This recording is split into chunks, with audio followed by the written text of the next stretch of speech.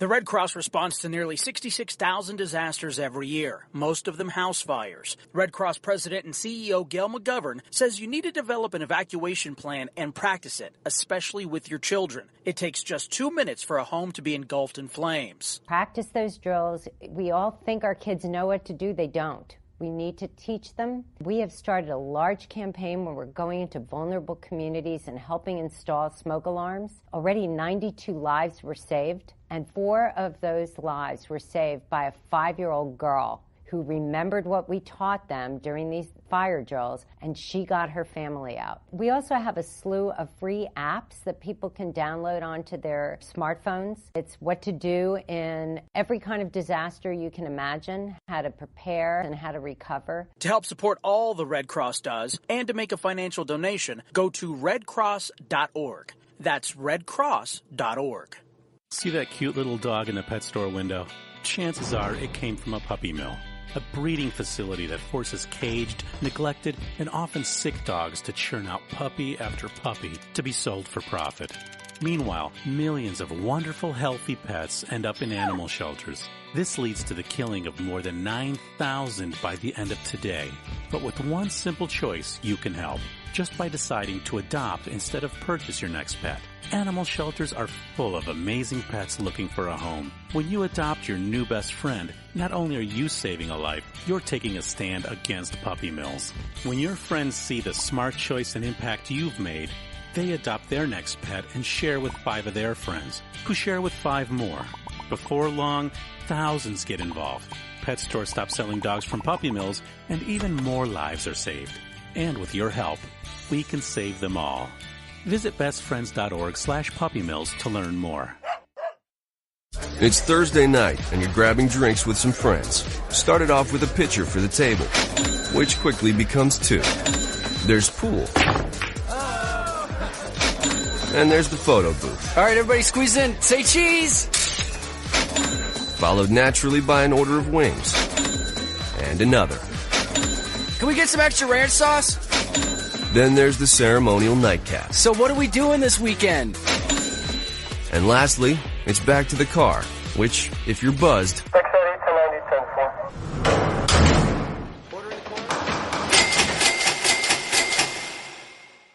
could be the most expensive night of your life. Getting pulled over for buzzed driving could cost you around $10,000 in fines, legal fees, and increased insurance rates. Nothing kills a buzz like getting pulled over for buzzed driving, because buzzed driving is drunk driving. Brought to you by the National Highway Traffic Safety Administration and the Ad Council. Every day, the men and women of the United States Marine Corps demonstrate their commitment to defend the American way of life. Since 1775, we have served our nation as a force in readiness. From combat operations to humanitarian assistance in every corner of the world. No matter where the mission takes us today or wherever our country needs us tomorrow, we always remember the land we call home. As Marines, we take a stand for each other, for our nation, for us all. The few, the proud, the Marines.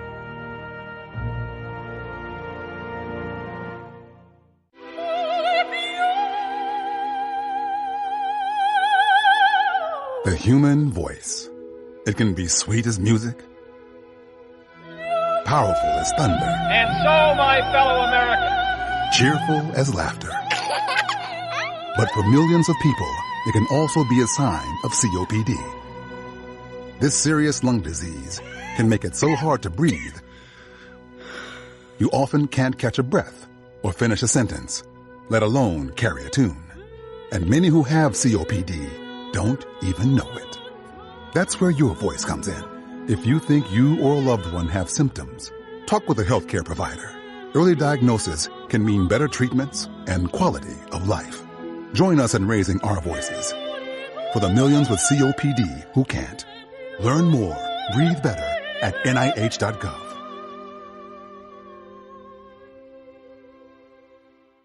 As a mother, you don't want to have to worry about this bill is coming, but then she needs this chemo. That's a decision you shouldn't have to make. It's a huge burden lifted financially, and so it allows you to give singular focus to your child. I've never known a hospital that takes care of their patients so thoroughly. That was the first thing I was like, how are we going to do this? When they told us that we didn't have to pay a single bill, I was like, wow. They pretty much have saved us. It's like the world has been lifted off of your shoulders, and now your focus is supporting this child. There is not another hospital like St. Jude. The patient care is unmatchable. It saved my life. It saved my daughter's life. It saved our family. St. Jude Children's Research Hospital. Finding cures, saving children. Learn more at stjude.org. The following program is closed captioned for the thinking impaired. Zinc Media. Feel the power of knowledge.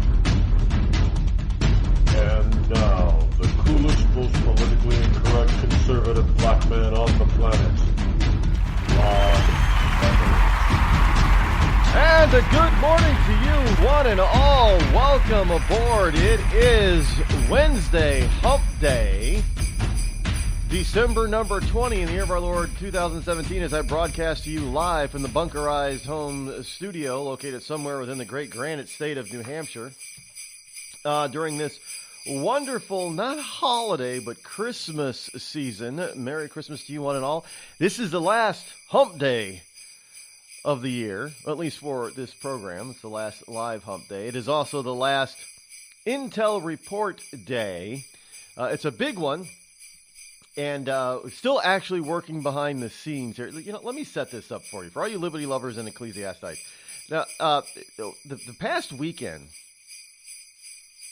there were a number of issues that I came up with on my computers, and I got to admit, now, I'm not one that gets paranoid, but I got to tell you, I started to be a little paranoid here. And one of the things that was big that went down was my Skype. And, yeah, okay, enough of the sleigh bells. Was my Skype. And for whatever reason, I couldn't log into it. I changed the password on it 5 times. And it kept saying, okay, you change your password. Then I go use the password, and it wouldn't let me log in. And, of course, Skype being Skype and Micro, the lack of customer support there is just, it's legendary. But finally I said, I'm like, well, what the hell why is it like that? I could not load it up on any machine. It would not work. And then I remembered, again, because Microsoft loves to do this, and this is Skype is part of Microsoft. Microsoft just loves to do this kind of crap. So I remembered I got forced to do a computer update, an operating system update. You never know what kind of update that they want to get. Hey, your computer, you just updated, it's got to restart, so it forces you to restart. And that's when I started having all the trouble. So, well, maybe I got to go and get an update of Skype. So it doesn't tell you that there's an update for Skype. Doesn't tell you at all. They don't even tell you when they finally get back to you with customer service. Lack of customer service. Don't even tell you. I think, okay, well, how about if I just erase the program and re-download it? So I didn't erase it. I did not delete it. I went and just re-downloaded it. And then lo and behold, 15 minutes later, when it was done doing whatever it had to do, there was a whole new Skype. It completely changed. Like, what the frick? Why wouldn't they at least tell people that this is what's going on? And so you try to do it on another computer. Not you can't do it. Your operating system's too old. Like, well, you jack-offs. You made this update specifically to try to force people who have older browsers on an older computer to upgrade. I know that's what they're doing. Now, but here's the other problem. Over the same weekend, and I noticed this last night when I went to prepare for the program, and I'm still frantically trying to do it. Folks, I'm missing a bunch of files out of my computer. They just disappeared. No, of course I did not delete them. I'm like, okay, maybe they got moved. So you start doing a search for the file name. Can't find it.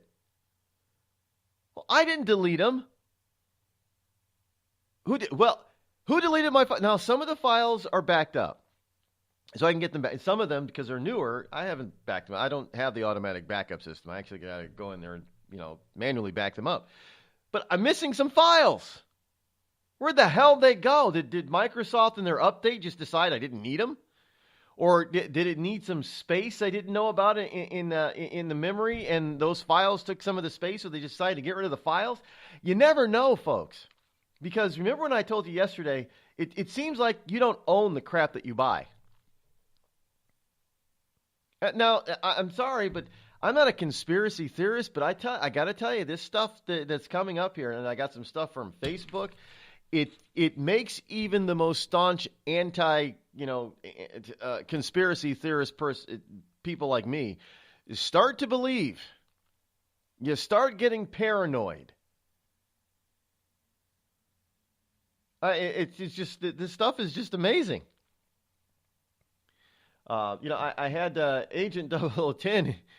He was telling me, well, Rod, maybe they are targeting you because we do our reports every Wednesday. I said, nah, I'm not gonna buy into that. Nah, that can't be it. I don't know. Well, one of the files affected was the sound bites that I had for this morning's Intel report. No, don't worry.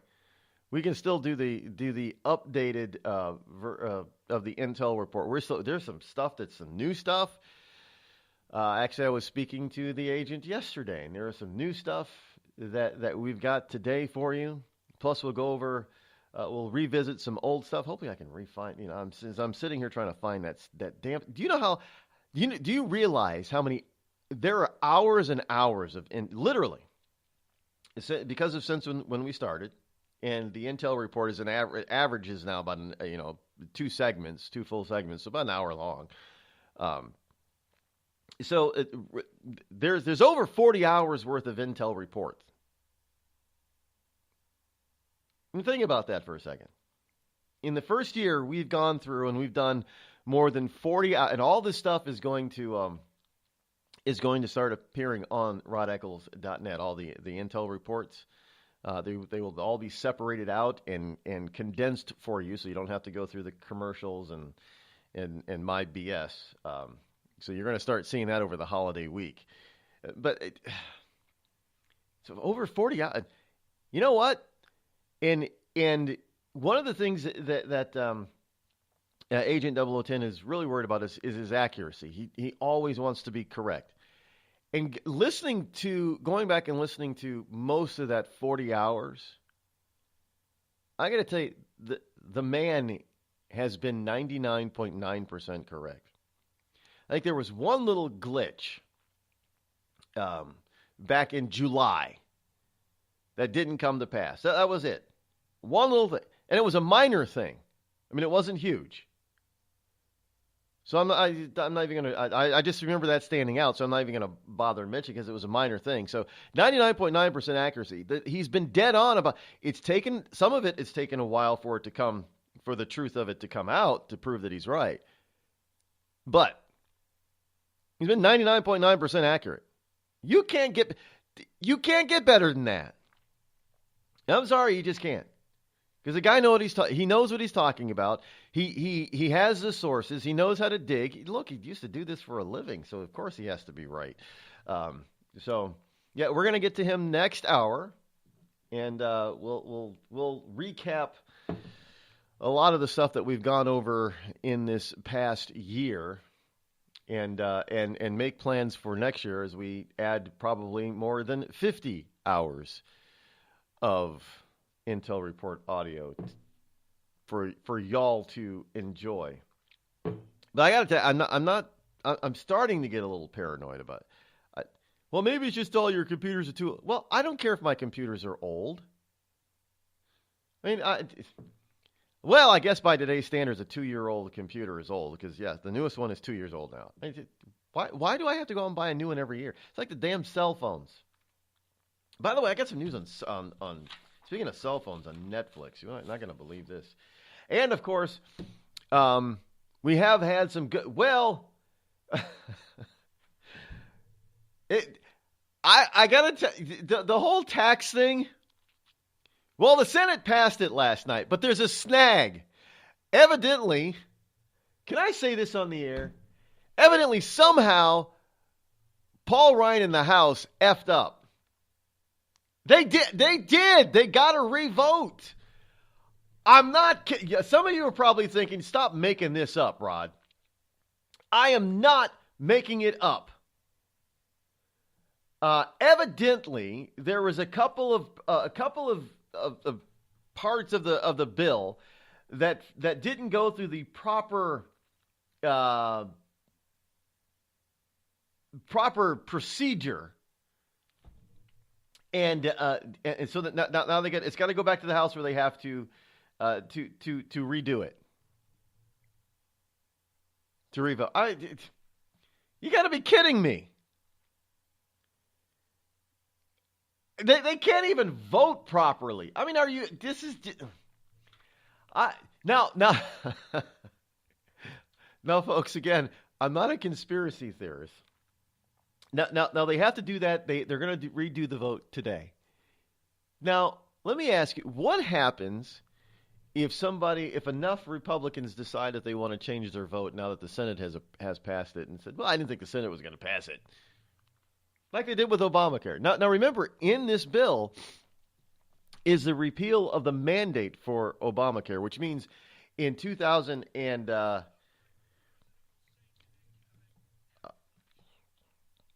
understand that this is you no longer are going to be required to do something really unconstitutional here. You're not going to. But the House has still got to pass it. I'm sorry, they have to repass what they already passed. I wish I was making this up, folks. You can't make this crap up.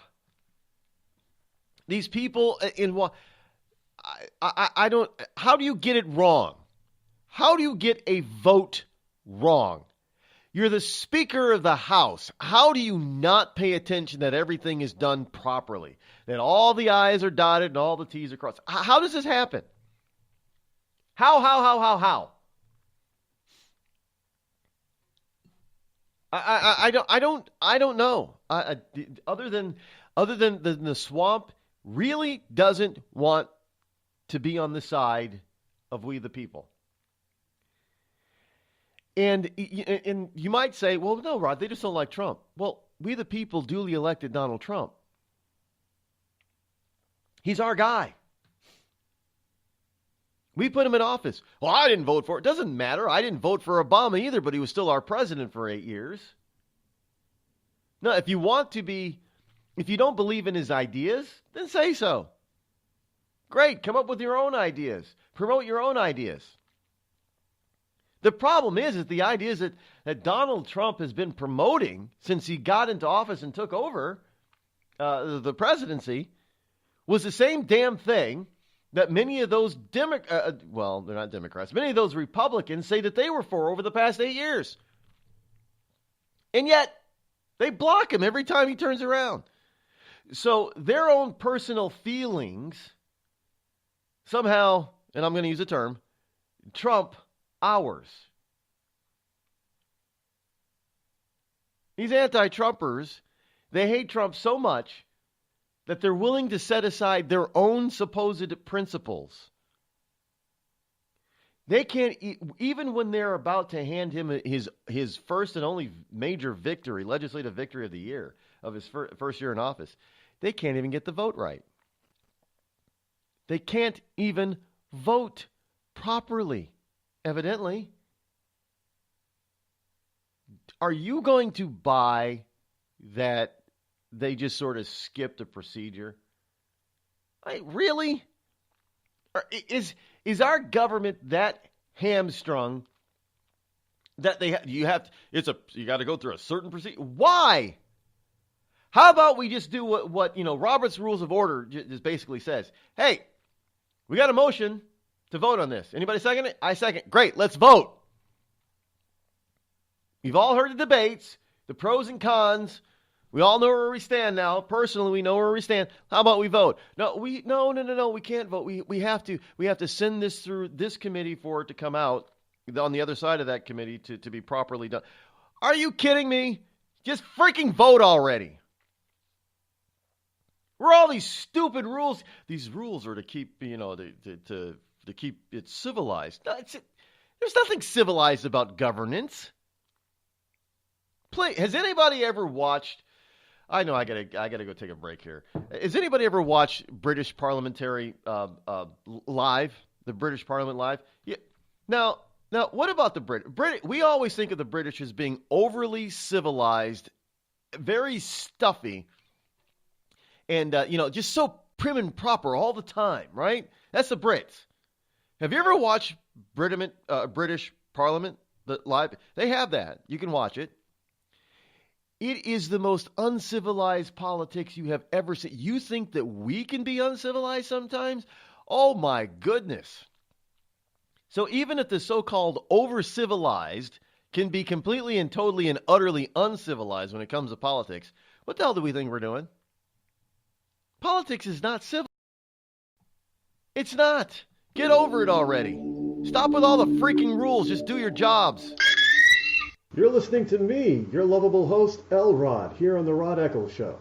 We've all heard of male enhancement, but now there's an expert on true male enhancement in the areas that really count. In Herb Ellis's book, Husband 2.0, Real Male Enhancement, you'll find answers to questions like, why doesn't she want to have sex? A quick start, quick results workout guide. Plus, what you can do as a side hustle to make money now. With all the great tips in this book, every man can benefit.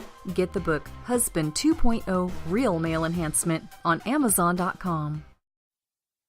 Tired of paying outrageous prices for Viagra? Well, we have great news for you. Now you can finally get Viagra at huge discounts. Healthy Man allows you to save up to $500 on Viagra. Why pay U.S. pharmacy prices of $15 per pill or more when you can get Viagra for less than $3 a pill? Call today and get 40 Viagra pills for only $99. This can cost as much as $600 at your local pharmacy. You can't afford not to call us. If you want Viagra at the lowest prices, never pay $15 a pill pharmacy prices again. Get Viagra for less than $3 a pill. Call 800-595-2614 today and save up to $500 and get 40 pills for just $99. Healthy Man is fast, easy, and affordable. Operators are waiting at 595-2614 to take your call now. Call 800-595-2614. That's 800-595-2614. Again, 800-595-2614.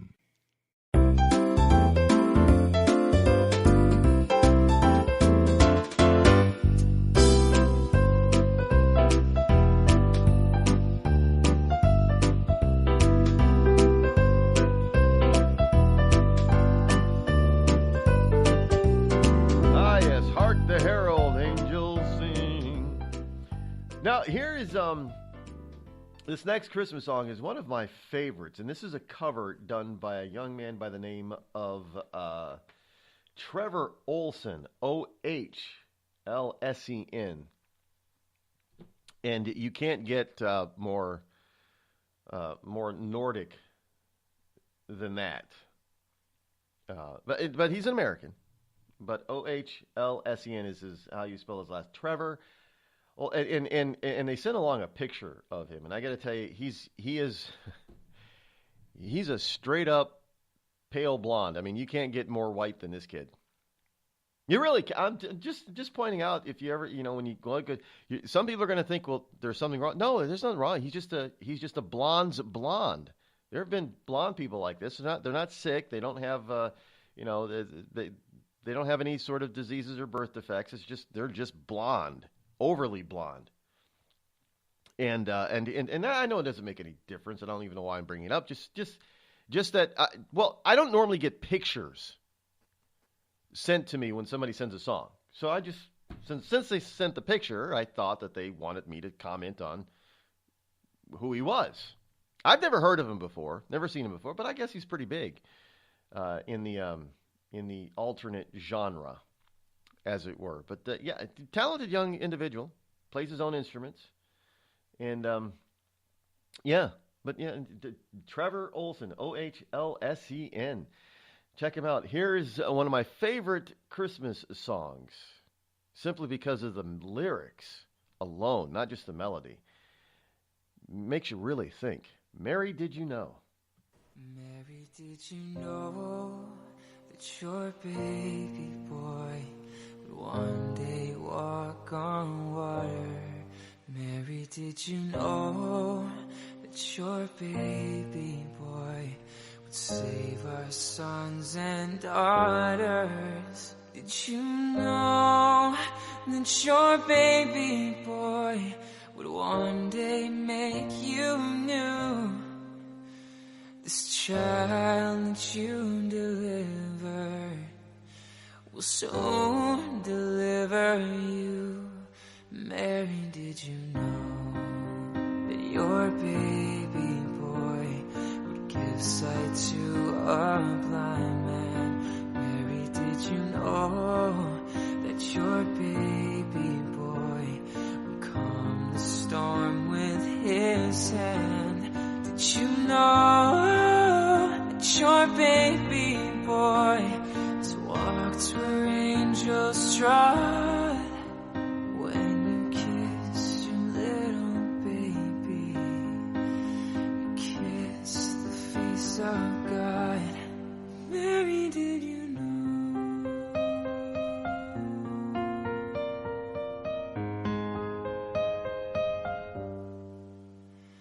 The blind will see, the deaf will hear, the dead will live again. The lame will leap, the dumb will speak, the praises of the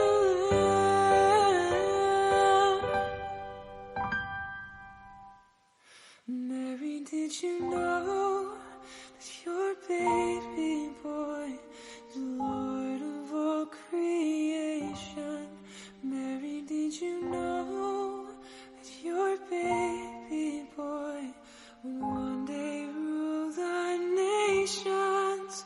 Did you know that your baby boy is heaven's perfect lamb? A sleeping child you're holding is the great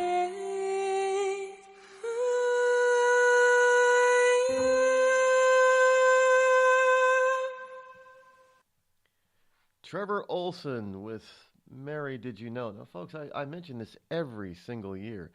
Can you imagine being the earthly mother of God and knowing that your child is the Son of the Holy Father and Creator above? And that literally, when you kiss that baby goodnight, you're kissing the face of God.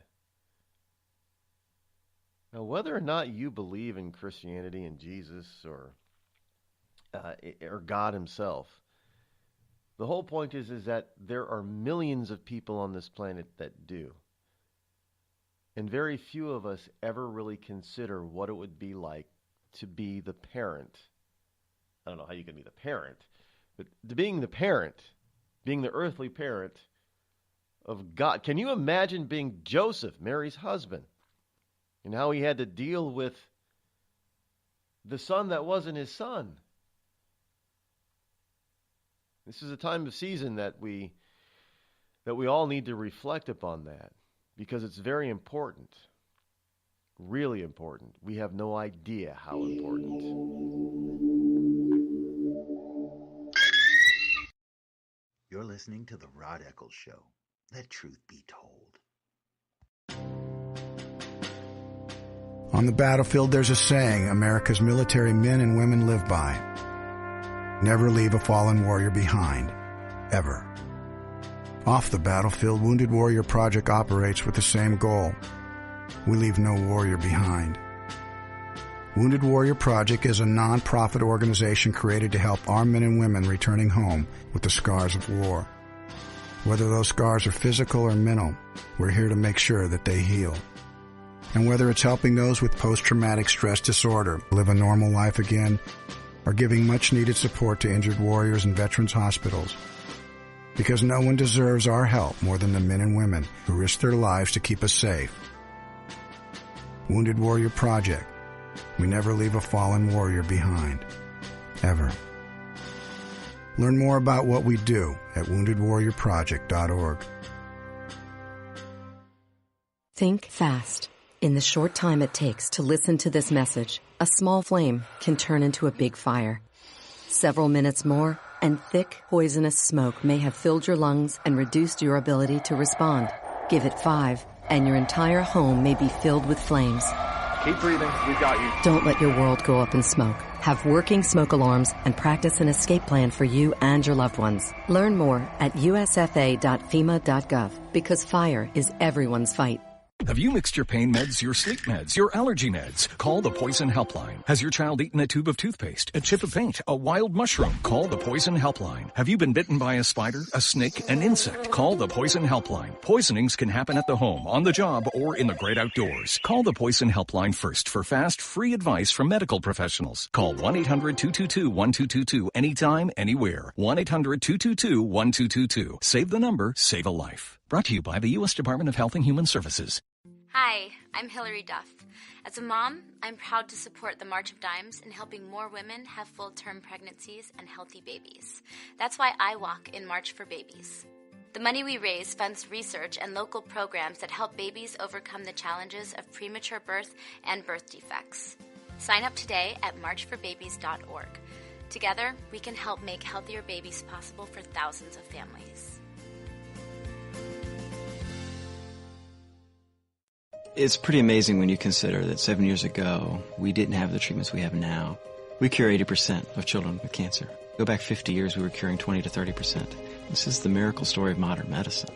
We understand what makes this cancer tick. And of course, without donors from around the world, this just couldn't happen. There's one thing we're focused on, and that's beating this thing. St. Jude Children's Research Hospital. Finding cures, saving children. Learn more at stjude.org. It's Thursday night, and you're grabbing drinks with some friends. Started off with a pitcher for the table, which quickly becomes 2. There's pool. And there's the photo booth. All right, everybody squeeze in. Say cheese! Followed naturally by an order of wings. And another. Can we get some extra ranch sauce? Then there's the ceremonial nightcap. So what are we doing this weekend? And lastly, it's back to the car, which, if you're buzzed,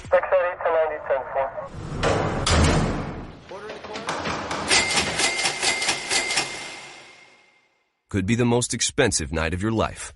Getting pulled over for buzz driving could cost you around $10,000 in fines, legal fees, and increased insurance rates. Nothing kills a buzz like getting pulled over for buzz driving, because buzz driving is drunk driving. Brought to you by the National Highway Traffic Safety Administration and the Ad Council. America's wounded warriors are coming home. After serving on foreign shores, these brave men and women are returning to their families and communities. Many have wounds you can see, and many have wounds you can't see, like post-traumatic stress disorder. Now that these warriors are back home, they are ready to enter the civilian workforce. To help, Wounded Warrior Project has developed the Warriors to Work program, a career counseling service that helps warriors translate their military experience to the civilian workplace. These extraordinary men and women bring proven world-class job skills and a unique perspective on teamwork to the job. And to ensure the right warrior finds the right job, Wounded Warrior Project works with employers to find just the right match. When you hire a wounded warrior, you hire an intelligent, talented, and committed new employee. Contact Wounded Warrior Project at findwwp.org. Welcome home the brave.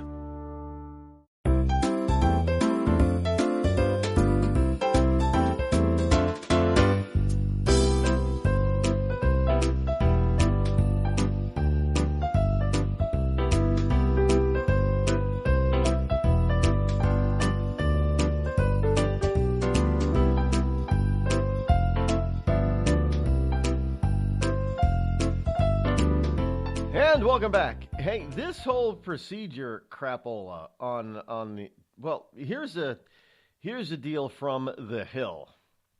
House Republicans will need to pass their tax plan for a second time after the Senate parliamentarian ruled that provisions in the bill violated the rules governing the legislation. You gotta have, this is so basically it's, you got one house sort of dictating what the other house in the legislative branch can and can't do. Well, it's just through parliamentary rule, which is ridiculous. Members are advised that we expect Senate Democrats to insist on a bird point of order on the conference report to accompany H.R. 1, which is likely to be sustained. And guidance from House Majority Whip Steve Scalise's office, which was sent to the GOP lawmakers. The bird point of order. When did Robert Byrd become such a parliamentarian? Why the hell are they following this old racist KKK bastard after he's gone dead and gone? He's not Robert's rules of, this is not Robert's rules of order here. It's not. It's a bunch of BS. As such, members are further advised that an additional procedural vote on the motion to concur is expected to... What the frick is a motion to concur? I concur to vote on this procedural event. I concur too. Here, I concur. Give me a... What? Just vote on the damn bill. No wonder, Mitch McConnell was right. The president doesn't understand just how things work in here in D.C. It just takes a while to get things done. Well, it takes a while because you got a bunch of bullshit like this. That's why it takes, you combine that with you got to sit around and talk about everything ad nauseum. And then you got, we'll continue this conversation at the gentleman's club, shall we, over scotch? Yesterday I was in the speaking of scotch, I was in the New Hampshire liquor store. I know somebody's thinking, did he just break off and stay with me, folks. You guys, you got to learn how to keep with me.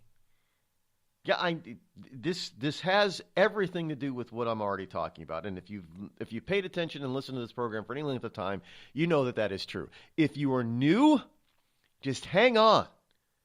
It's going to come full circle and make complete and total and utter sense. It's just the way my mind works. Yesterday, I was in the New Hampshire liquor store. Now, the New Hampshire liquor store in New Hampshire is really the only place where you can go to buy a full line of liquors, hard liquors. Now, you can buy wine and beer in the grocery store and convenience stores around here, and there's a couple of, wine stores dotted throughout the state. But if you want the hard stuff, I don't know of any other place in the state besides a New Hampshire liquor store and the government-owned liquor stores that you have to go into. And these are not little places. These are not small places. And the alcohol is pretty cheap. Yeah. People cross the border from Maine and Vermont to buy liquor, and they also come across Massachusetts in droves to buy liquor. In fact, there's been a couple of procedural proposals down in Mass to try to help private liquor stores in Mass, because in Massachusetts, the liquor stores are all privately owned. And they've tried to, reduce tax, propose to reduce taxes, reduce regulatory costs. They try to bring down the price so it's more competitive, because people in Massachusetts come across the border in droves and load up. And as such, believe it or not, the state has gotten smart. You know, we've got, last count, that we have 77 liquor stores in the state of New Hampshire. I know, that's a lot. I don't know where the hell they all are, but there's 77 of them, and a good many of them are actually located in towns right across the board, on the borders with Vermont, Massachusetts, and Maine. And they're big, huge, they're some of the biggest, huge stores, liquor stores in New Hampshire. So yesterday I was in the actual Maine liquor store, which is not the biggest because it's Maine store because it's in downtown right next door, basically, to the Liquor Commission offices. So I was in there.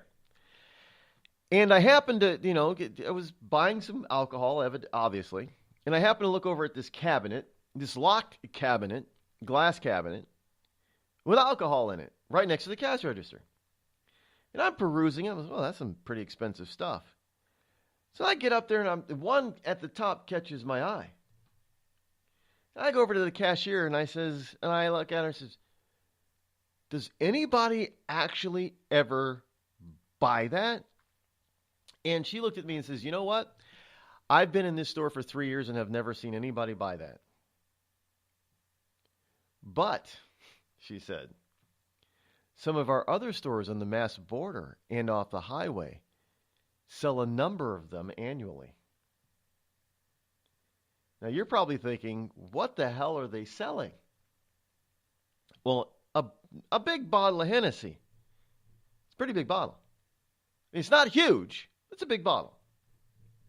But it's not the size of the bottle that caught my attention. It was the size of the price tag. New Hampshire liquor store price, which is the cheapest in New England, was $799. Now, I can see that in downtown Concord, they're probably not selling many of those bottles.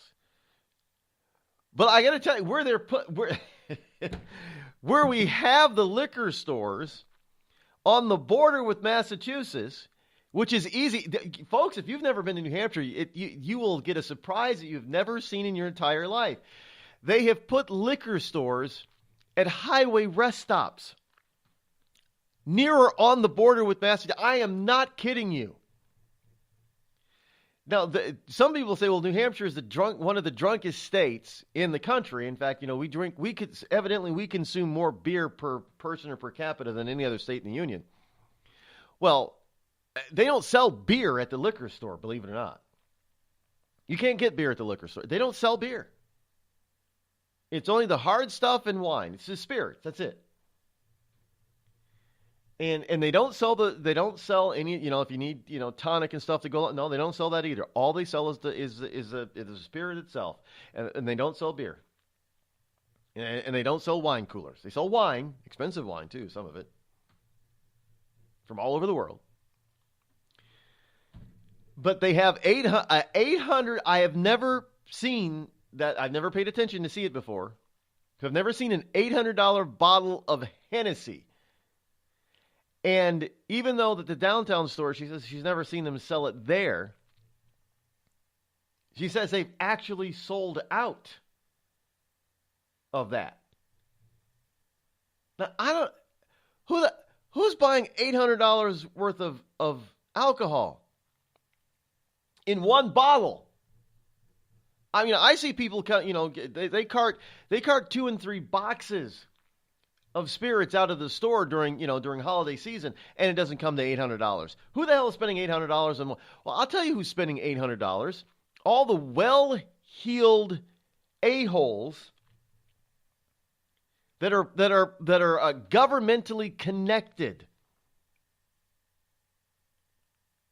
So you sit down in your little leather lounges or your cigar bars or your gentlemen's clubs or your golf courses, and you're sipping $800 a bottle, Hennessy, trying to discuss matters of state. Well, let's come up with some procedures so we can be more civil about it, shall we?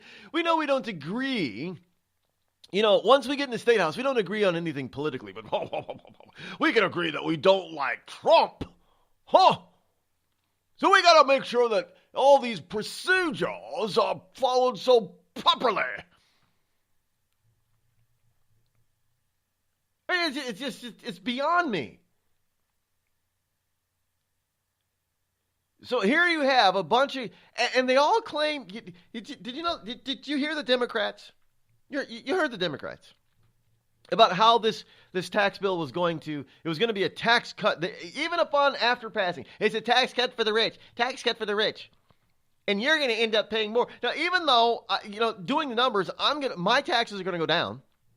So, and I'm not rich, but I've already explained to you why. They honestly believe they're not lying to you when they're saying that the rich are going to get a tax cut. Because if you're one of the 51% of the population that is actually paying federal income taxes, because 49% of the American people do not pay any federal income taxes. So if you're the 51% who are paying it, you're the freaking rich. But on the other hand, now that's in the House. You got Nancy Pelosi out there even saying, "Oh my goodness, they're going to rue the day that that we gave a tax cut to the people who are actually paying the taxes. It's a tax cut for the rich." That's Nancy Pelosi. But on the Senate side, you got Dianne Feinstein, who's up there saying we can't pass this bill because it eliminates the deduction, the tax deduction, for mortgages over $750,000. So those people who are wealthy are going to lose that deduction and pay more in taxes. Wait a minute. I thought Nancy Pelosi said it was a tax cut for the rich. Now, Dianne Feinstein, from the same damn state as Nancy Pelosi, is saying that the rich are going to pay more because they're losing a deduction. And then we learned today that somehow the House blew a procedural vote within the Senate. I don't know how all that happens. I don't know how that works. I know there's not a single American who isn't in Washington, D.C. that fully understands that. Everybody is sitting back. Those people who are against the bill and for the bill, they're all sitting back, scratching their heads, wondering, what the F? How the hell does that happen? Well, I tell you how it happens. They're all coming up to New Hampshire, buying an $800 bottle of Hennessy, going back to D.C., sitting in their little cigar lounges or their political lounges, sipping on that crap at our expense, trying to figure out how to screw us. And these are the same damn people that in 2018 in November, you're going to send back there.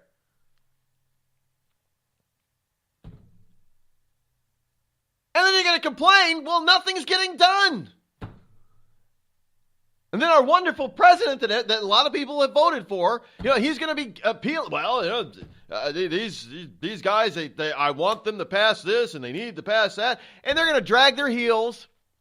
And Mitch McConnell's going to say, well, maybe the president is just expecting too much. While he's sitting back every night after he leaves the halls of Congress and goes and sit down with his buddies like Harry Reid. Yeah, come on, people. You know that they're all partying together. They do. They party together. Oh, yeah. They act like they're so on opposite ends of the political spectrum when they're in front of cameras for the news, or when they're taking votes, or in the seats of the seats of the halls of Congress. But as soon as the business of the day is done on Capitol Hill, they all run around out to the restaurants and the private parties and the private, beer clubs or what have you, and the golf courses around Washington, D.C., and they're sitting and having an expensive one on our account, laughing their asses off.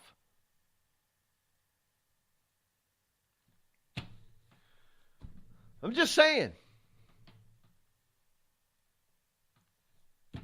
Now, for those of you who couldn't fully understand where I was going to go with a $800 bottle of Hennessy, I don't even like tequila all that much, to tell you the truth. There's no way in hell I'd spend that. I've seen some pretty expensive bottles of Scotch. They've got a few brands in the state liquor store of Scotch, from Ireland and Scotland. For a couple $100. I see one $320 was the most expensive. I've never seen any alcohol. What makes it worth $800? I'm just asking. Now, I've never tasted a $200 Scotch. I don't know what one tastes like. I'm sure it better be damn good. Nah, yeah, I've tasted $80 bottle of scotch. Was it Johnny Walker? Was it red, blue? I don't know which color is a good one. Black? No, it's not black. Black is the cheap one, right? So what you buy in the grocery store, basically. I think it was blue. But I've never, $200 or $300. I don't know what that tastes like. I sure as hell don't know what it tastes like to be drinking something that costs $800 a bottle. And do you realize it's like probably, I don't know, that's like $30 a glass or something. That's ridiculous. I'm just saying, well, hey, if you can afford it and you want to buy it and drink it, I don't have a problem with it. But if the taxpayer is footing the bill, or if you're drinking this stuff because you've been sent there by the taxpayer, and you think that you're pulling one over on us, I got to tell you, this is now the 21st century. It's not so easy to get away with this stuff anymore and to pull these stupid little procedural, little hiccups. Don't tell me it was an accident. It was not an accident, folks. It was not.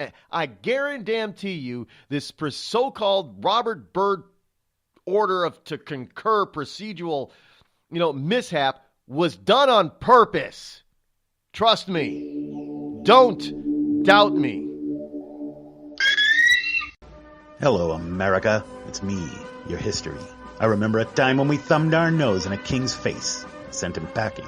And when fascists and emperors talked a little bit too loud, we showed up, tore their cities to the ground, and then rebuilt them just to prove we could. We put men on the moon, we won a Cold War, and we elected fearless leaders who led fearless people. What the hell happened to you, America? Back in my day, we didn't elect a big-eared community organizer. We punched him in the kidney. Maybe it's time you came home, America. Home where you belong. We've all heard of male enhancement, but now there's an expert on true male enhancement in the areas that really count. In Herb Ellis's book, Husband 2.0, Real Male Enhancement, you'll find answers to questions like, why doesn't she want to have sex? A quick start, quick results workout guide, plus what you can do as a side hustle to make money now. With all the great tips in this book, every man can benefit. Get the book, Husband 2.0, Real Male Enhancement, on Amazon.com.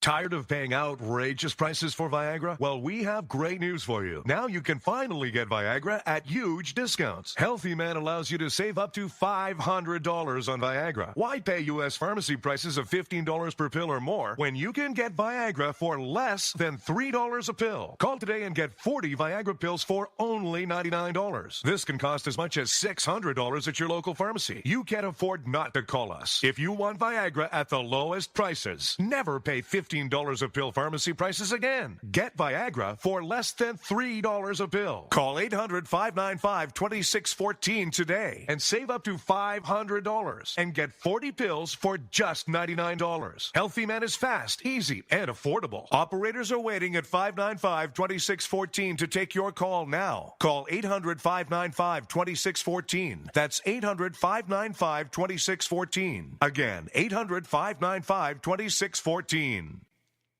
It started with a knock, but it wouldn't end there. What happens in the story next, many wouldn't understand, and most wouldn't believe. 5 + 2 = Perfection by Samuel Rosette Jr. is a must-read. The scriptures within are reminders of the ancient past, and yet intriguingly infuses with texts which stand on the edge of the stage of relevancy. Available online at Westbow Press, Amazon, Books A Million, Barnes & Noble, and SamuelRosetteJr.com.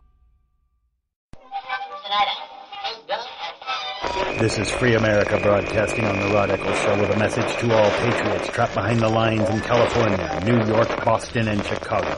Don't give up, true lovers of America. Even as we speak, moves are being made to drive the invaders back to the land from which they came. Defeat the would-be dictators and lift the chains of tyranny from around your neck. Stay strong.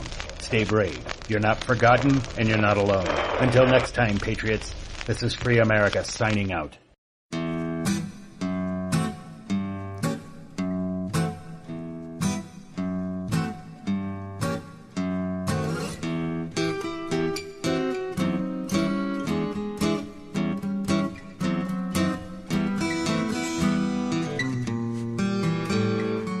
There is now people that pay attention to this show for a longer period of time, they understand that I'm a wino. I'm not a wine. Well, I guess I'm a beginning wine snob, but I'm not anywhere near it being a sommelier. I could not tell you by sniffing and tasting the wine, what year it was and what part of the planet it was. The grapes were grown on and that kind of crap. But I don't think it's all that important. But I do know what I like. But I'm also. And there's no such thing as a vodka aficionado. I mean, seriously. I mean, there's bad vodka, decent vodka, and good vodka. But it's not that hard. I mean, the pricing of vodka is pretty much even. So the mid range, if you're going to spend, for a regular sized bottle around $20 to $40, it's all going to be the same in my book. But I am learning that when it comes to Scotch whiskey, Scotch whiskey and bourbon. There is a difference, especially in price, and the more expensive it gets, the better and smoother it's going to be, and probably because the more the longer it's been aged. I mean, you look at the bottle. This whiskey has been aged 8 years. Probably not going to go down all that smooth. But then you say this is barrel aged 18 years. That's probably some pretty good stuff. Just saying. Wine gets to be that way. Red wine gets to be that way. Not so much white. I mean, you got to be careful with white. White can't sit around for years and years and years. But red, if you can get red, one of the interesting things about red wine is if you buy, what is that? William Hill. It's a well-known middle-end type of bottle of wine. Now, if you buy the latest batch, as it were, you could probably get. Well, we can get it here in New Hampshire in the grocery store for like $18 a bottle. Yeah, it's not cheap. But if you want to buy, and that's for a vintage. Right now, I think it's 2015, 2016 vintage. But if you want to get like a 2013, you can buy that. It's a $50 bottle. But wait, all you have to do is buy yourself a case. At the New Hampshire liquor store, you get a discount for doing that, and you set it aside for 3 years. You let it age in the bottle for that's all. That's all it is. But you got to be patient. I mean, some people can't. I bought it. I'm going to drink it. But yeah. But we've also had this plethora or explosion of what is called craft spirits. Much like the microbrews, the craft brews for beer. Well, there seems to be this explosion of doing it with the craft stuff. With spirits. Tito's handmade vodka. Here's a trick to get vodka to taste better. If you don't want to spend $50 on a bottle of Grey Goose, you'd rather spend the $15 down there on, I don't know, like say Stoli. Here's what you do to get it to taste like Grey Goose. And it works, well, to get it as smooth, maybe not necessarily taste like it, but to get it as smooth as that bottle of Grey Goose, you go get yourself a Brita filter, a new one, with a new filter, and you pour that bottle into that Brita filter 4 or 5 times. Now, you won't be able to use the filter for water ever again after you do that. But after you've filtered the vodka a few times that way, and the reason why you have to do it that many times is because it traps the impurities, and of course it restricts the size of the holes when it traps more and more impurities. And you get rid of the impurities in vodka is what makes it rougher. It's also what gives you a hangover. If you give yourself just, nearly pure filtered vodka, it is so smooth. But that filtering process is what costs money, which is why the price of your bottle of 3 times filtered or 5 times filtered vodka is so expensive. That's really the main reason. And you're going to have yourself a good, it's going to be good stuff. Good stuff. Well, enough about drinking. We'll be back with the Intel Report. Have you ever thought to yourself, I'm a leftist elite Hollywood a-hole?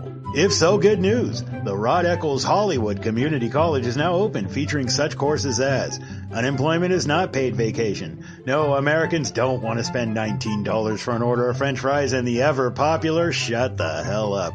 Why, just listen to this big-time celebrity endorsement.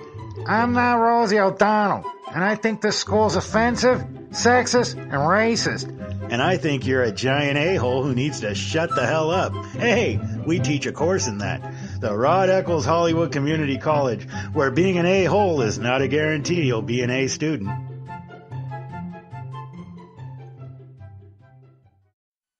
I considered suicide so I wouldn't put my family through all the pain. Many of our warriors are returning home from the battlefield, only to face a new war as they struggle with devastating injuries. At Wounded Warrior Project, we understand. We're there to help. Even though you think you're broken, you're not. It's the physical and the emotional healing that Wounded Warrior Project provides. With a gift of just $19 a month, you can join Wounded Warrior Project. You'll help provide critically needed programs and services that rebuild lives. Beautiful. There you go, buddy. The ongoing needs of our wounded and their families will continue for many years to come. Now is the time to show your support. Call now or go online with your gift of just $19 a month, and we'll send you this Wounded Warrior Project blanket. It made me feel that there's people out there that care about us. After this event, we can finally maybe start to heal as a family and move forward. We need your help. The families are hurting. For many of our wounded heroes, the greatest casualty is being forgotten. That's why your gift of just $19 a month is so important. Please, call or go online right now. Think fast. In the short time it takes to listen to this message, a small flame can turn into a big fire. Several minutes more, and thick, poisonous smoke may have filled your lungs and reduced your ability to respond. Give it 5, and your entire home may be filled with flames. Keep breathing. We've got you. Don't let your world go up in smoke. Have working smoke alarms and always stay in the kitchen when cooking at high temperatures. Learn more at usfa.fema.gov, because fire is everyone's fight. And now, a message from the American Migraine Foundation. It's an absolute nightmare. I was terrified. It was like your head's going to explode. Migraine is a disabling disease.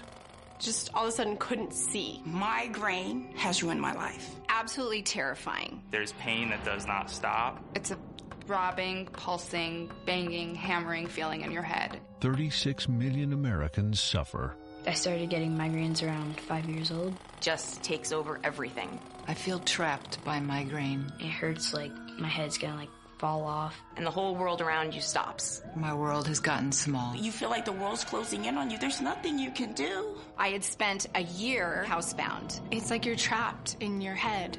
There's no escaping it. You can't leave your body. Don't suffer alone. Make your move against migraine. Visit AmericanMigraineFoundation.org to find help, learn more, and get connected. It's Thursday night, and you're grabbing drinks with some friends. Started off with a pitcher for the table, which quickly becomes 2. There's pool. And there's the photo booth. All right, everybody squeeze in. Say cheese! Followed naturally by an order of wings. And another. Can we get some extra ranch sauce? Then there's the ceremonial nightcap. So what are we doing this weekend? And lastly, it's back to the car, which, if you're buzzed,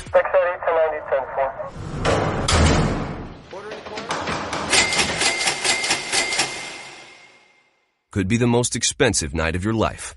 Getting pulled over for buzz driving could cost you around $10,000 in fines, legal fees, and increased insurance rates. Nothing kills a buzz like getting pulled over for buzz driving, because buzz driving is drunk driving. Brought to you by the National Highway Traffic Safety Administration and the Ad Council.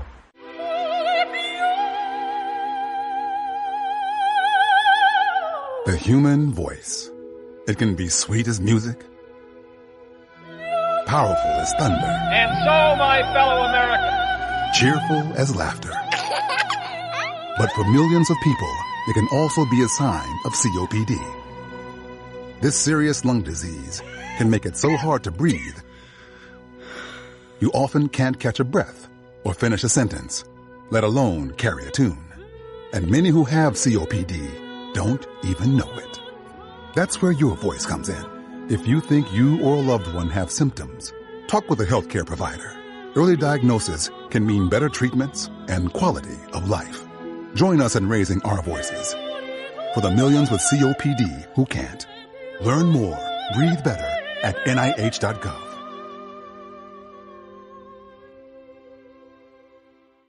Every day, the men and women of the United States Marine Corps demonstrate their commitment to defend the American way of life.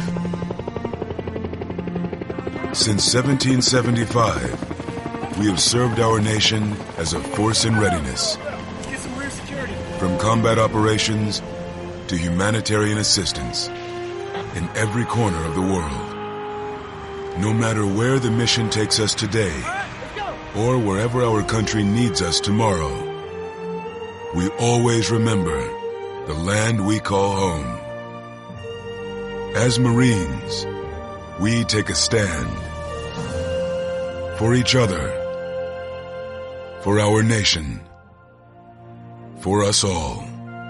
The few, the proud, the Marines.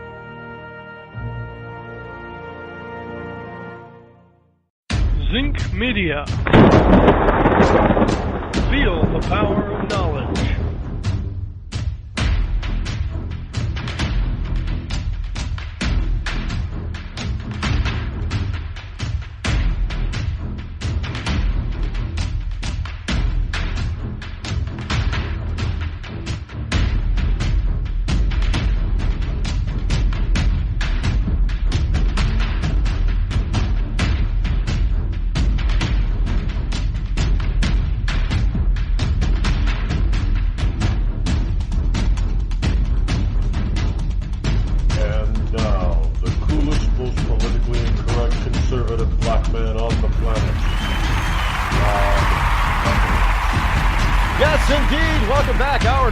Here on the Rod Eccles Show. Glad that you are here. For all of you liberty lovers and ecclesiastics all across the globe. Coming to you live this Wednesday, Hump Day, December number 20 in the year of our Lord 2017, which means that you've only got, 5 days left until Christmas. I know all the little kiddies out there are can't wait.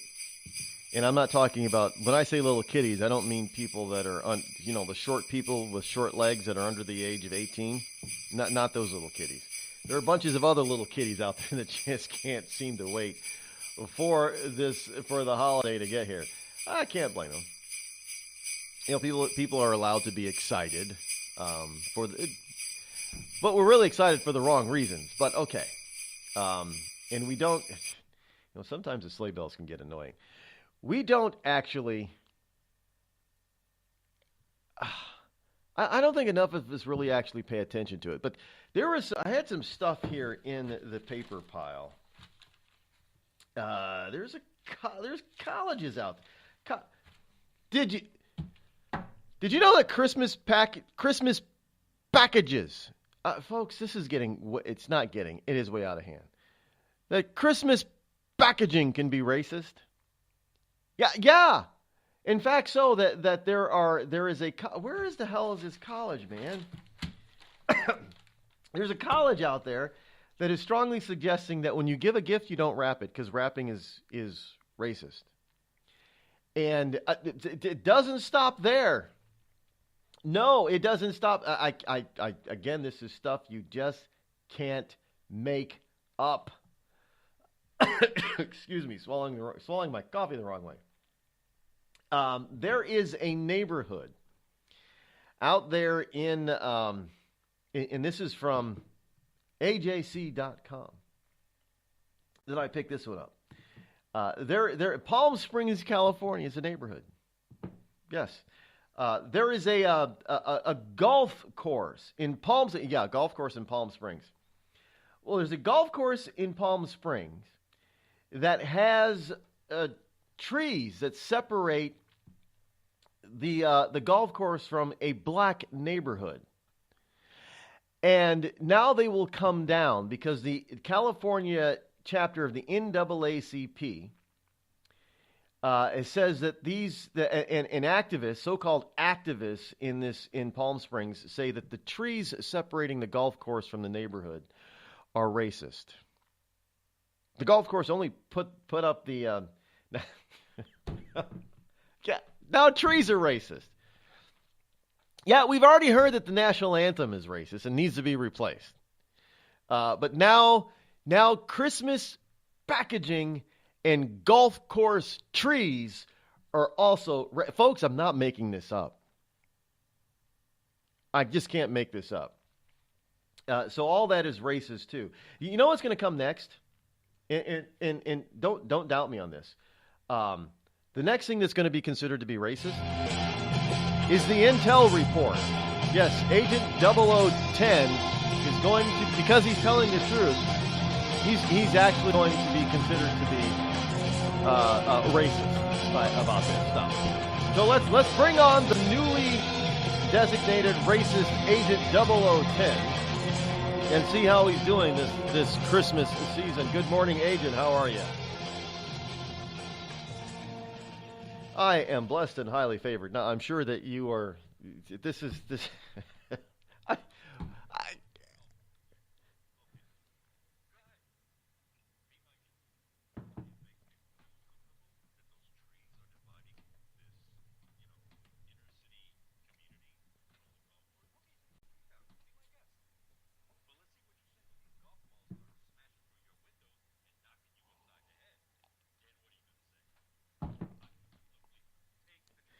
Oh, then the golf balls will be racist because they're targeting minority.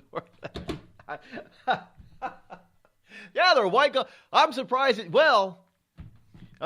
they haven't decided that golf itself is well, it can't be considered racist because there's a couple of very prominent black golfers. Well, Tiger Woods is trying to make his fifth comeback now, but. Oh, well, Chichi Rodriguez, well, I think he'd probably be considered to be a white Latino today, don't you think? Like George Zimmerman?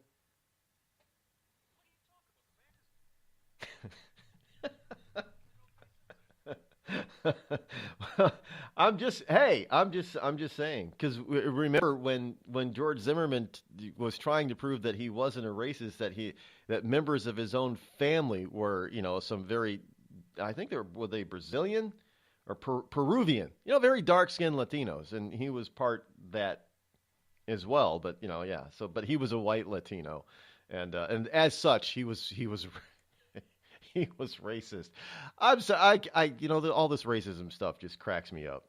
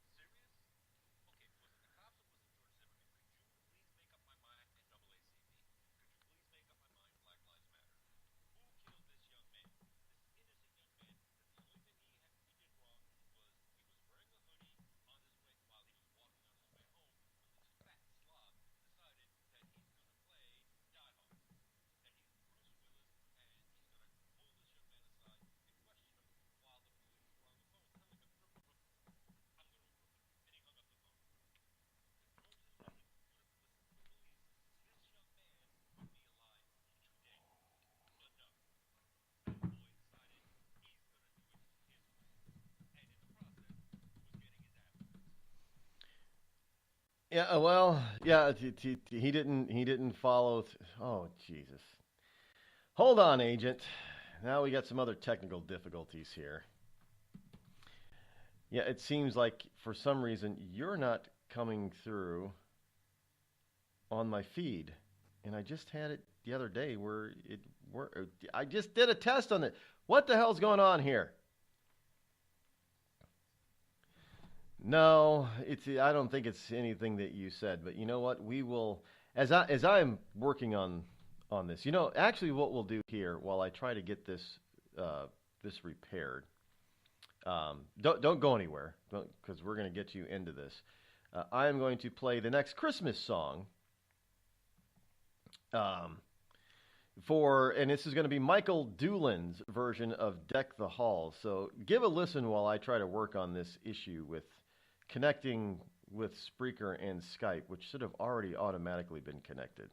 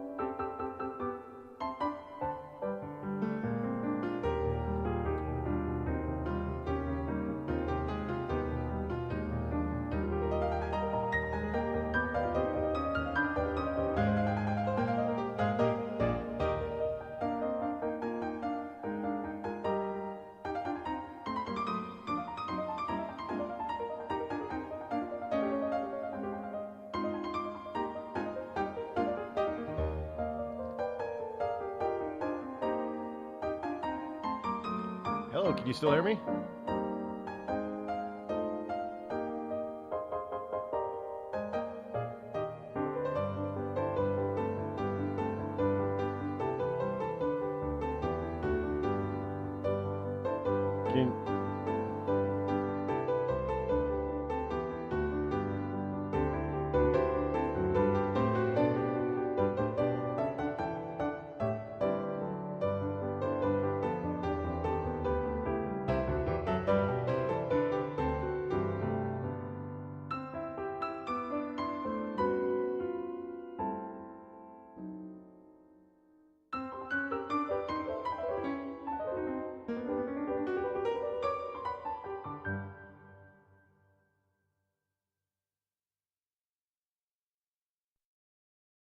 And that was Deck the Halls by Michael Doolan. Still having some...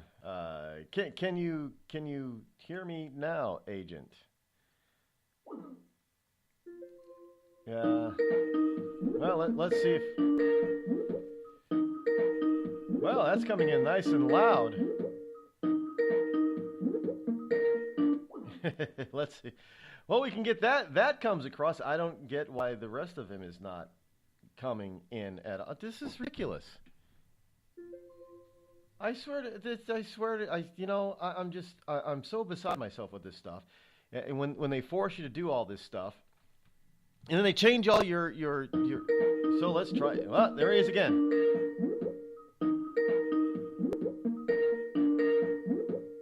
Okay. Now let's see if that works. Live radio, folks. You can't help it. Let's see. Can you hear me now, Agent? No, Agent still can't hear me. But we can hear Agent, evidently. So let's try this one more time. We'll have to get in there and try to do another. I swear to. I wish I had a person who was here that could change all this for me at one particular time. So let's see if Agent can hear me now. I can hear you now. All right, now let's see if everybody else can hear you now. Can you hear me? Can you hear me? Oh, that's funny. Well, yes, I think they've got you now. I think they think we can hear you, but this is, I tell you. Anyway, well, where were we before we were so rudely interrupted? Man's an idiot and deserves to spend the rest of his life in prison. That's it. Yeah, that would be George Zimmerman. Now, here's a guy. Here's a guy. Now, a lot of people think that George Zimmerman is a hero for stopping a criminal, a future criminal. Now, both people made some mistakes, and unfortunately, a 16 or 17-year-old kid lost his life because of that mistake. But yeah, so yeah, it is what it is, I guess. But in any case. We want to get to now. We've already played the Christmas song, so we got a little bit of time here before the bottom of the hour break. This whole thing with struck. I'm Strock. I'm not sure exactly. I've heard all three pronunciations, but I've never heard this guy pronounce his last name, so I'm not sure exactly how he pronounces it. So we'll just say Strock. It has come to light that this guy was playing interference for Hillary Clinton. And that he's actually on record saying that they need an insurance policy in case Donald Trump wins. And were you not just – I know you – back in July, we were talking about a little bit about this stuff. Not specifically – now, you didn't mention Struck by name. But you did mention that there were some things – in the works that some people were going to be found out as helping Hillary Clinton out, that were going to be caught in this so-called collusion, and it wasn't going to be Donald Trump's team, it was going to be the Hillary team. And now we've got this stuff out there that all week last week that the lamestream media is trying to suppress it to its great ability, which is not working, that Struck and his girlfriend at the time were actually texting about this. And they got a hold of the text. I guess because Hillary Clinton couldn't erase that. Here's what okay. They talked about an insurance policy. Now, here's something that some of your listeners may or may not have seen. But it's gone mostly ignored by the entire American culture, except for a few individuals such as Pam Geller. She reported on this, but that went completely by the wayside because it was ignored by everybody. Now, remember when I told you that there were some Russian hackers that were apprehended in Spain, the Czech Republic, and the Ukraine? Yes. Okay. These three individuals were supposedly being held because of hacking that they were conducting in the United States.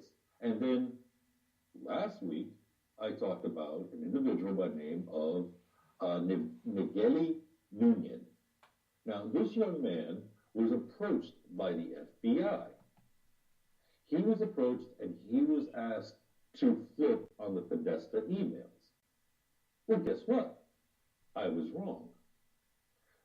This individual was not approached by the FBI to flip saying that he hacked the Podesta emails. They did that to the Russian hacker that was apprehended in the Ukraine.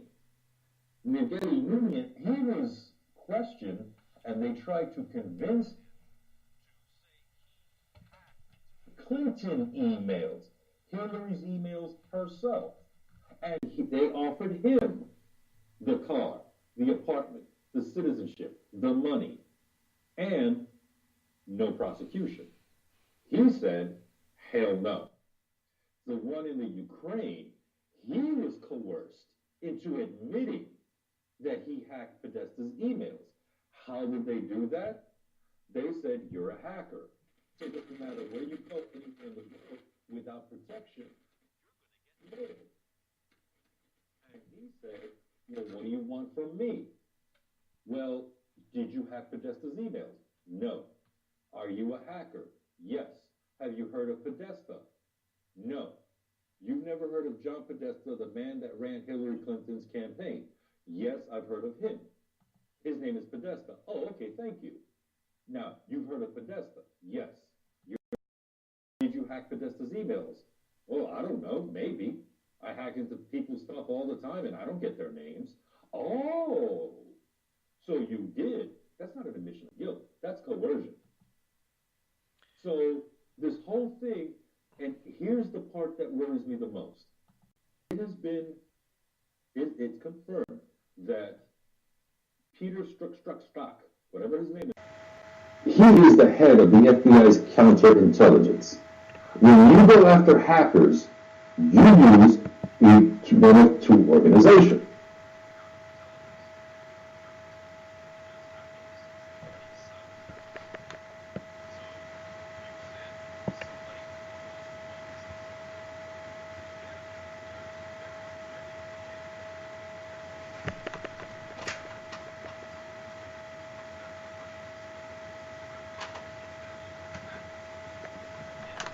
Or into the election, that it was somebody, and I'm going again.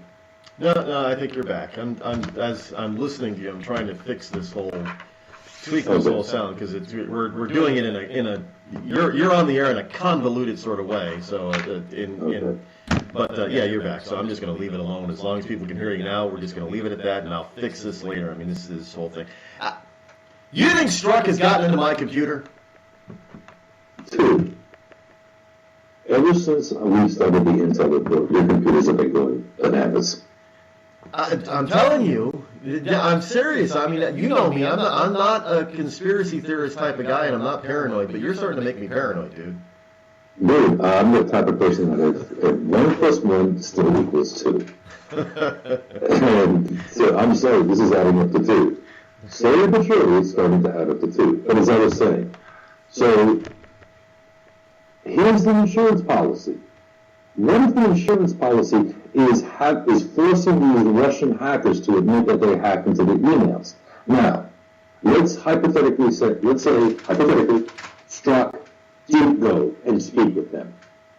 Well, that explains the entire insurance policy thing. But let's say Strzok didn't go.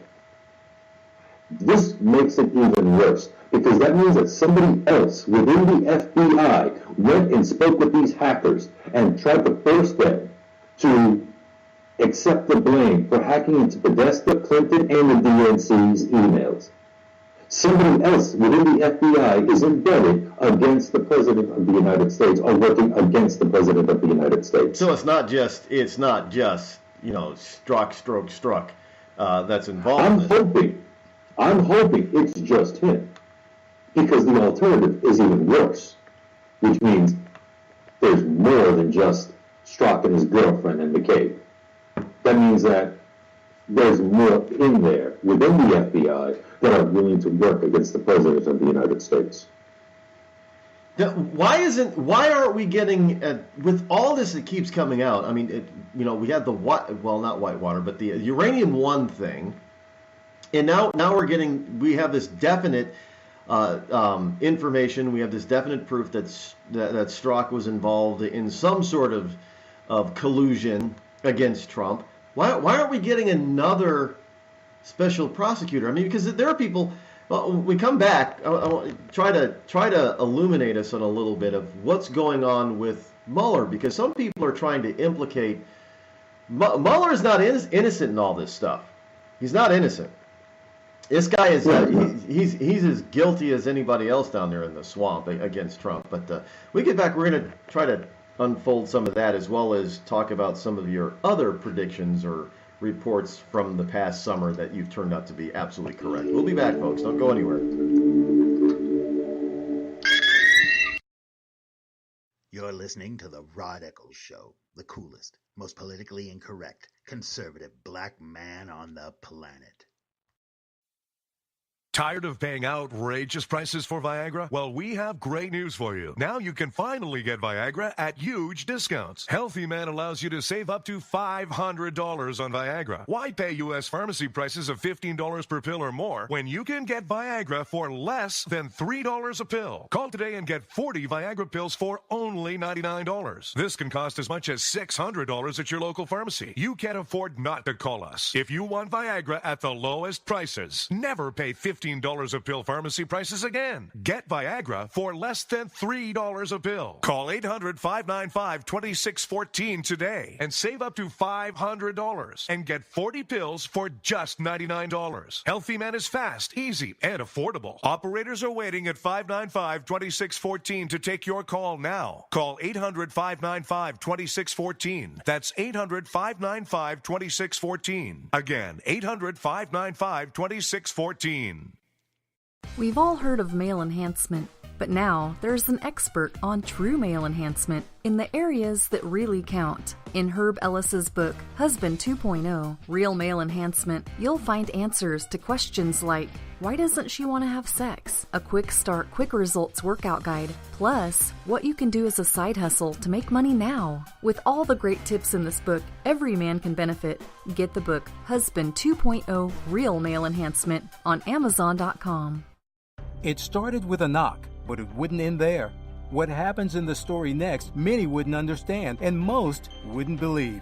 5 + 2 = Perfection by Samuel Rosette Jr. is a must-read. The scriptures within are reminders of the ancient past, and yet intriguingly infuses with texts which stand on the edge of the stage of relevancy. Available online at Westbow Press, Amazon, Books A Million, Barnes & Noble, and SamuelRosetteJr.com. You know, a couple of weeks ago, a long-haired young person came into our bank and said to me, I bet you won't lend me money to buy an electric guitar. Well, he was making $100 a week, and he was over 18, and I said, I bet you I will lend you money to buy an electric guitar. And I did. So what happens? The punk gets busted for possession of dangerous drugs, and we're out $350. There's one thing about kids nowadays. You don't have to give them credit. Universal Bank. We trust you. About as far as we can throw you.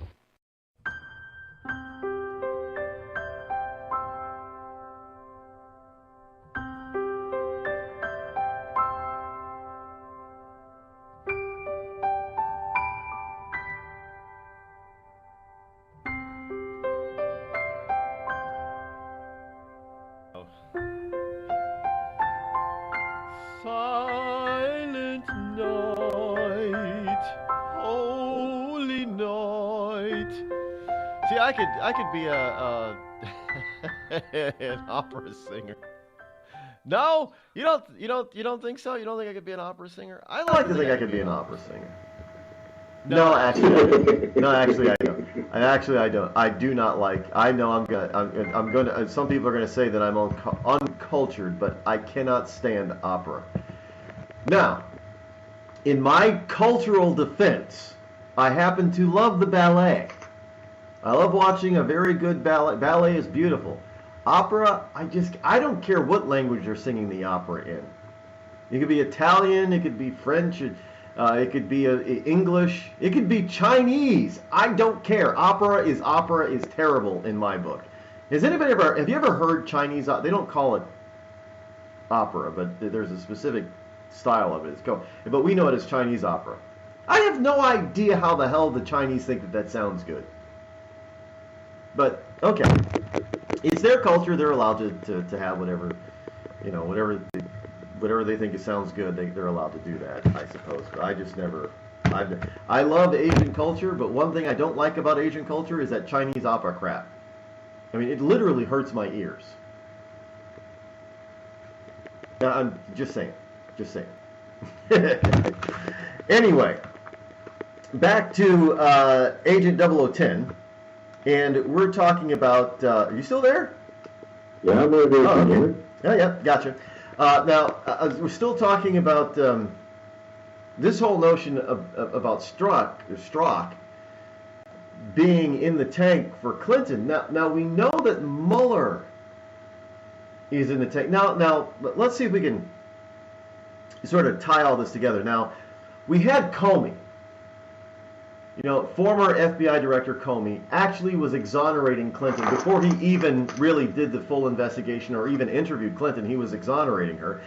Strzok was the person who actually changed the wording of this exoneration letter in order to remove the legal definitions in there, so people wouldn't come back and say, well, it's gross negligence, that's a crime.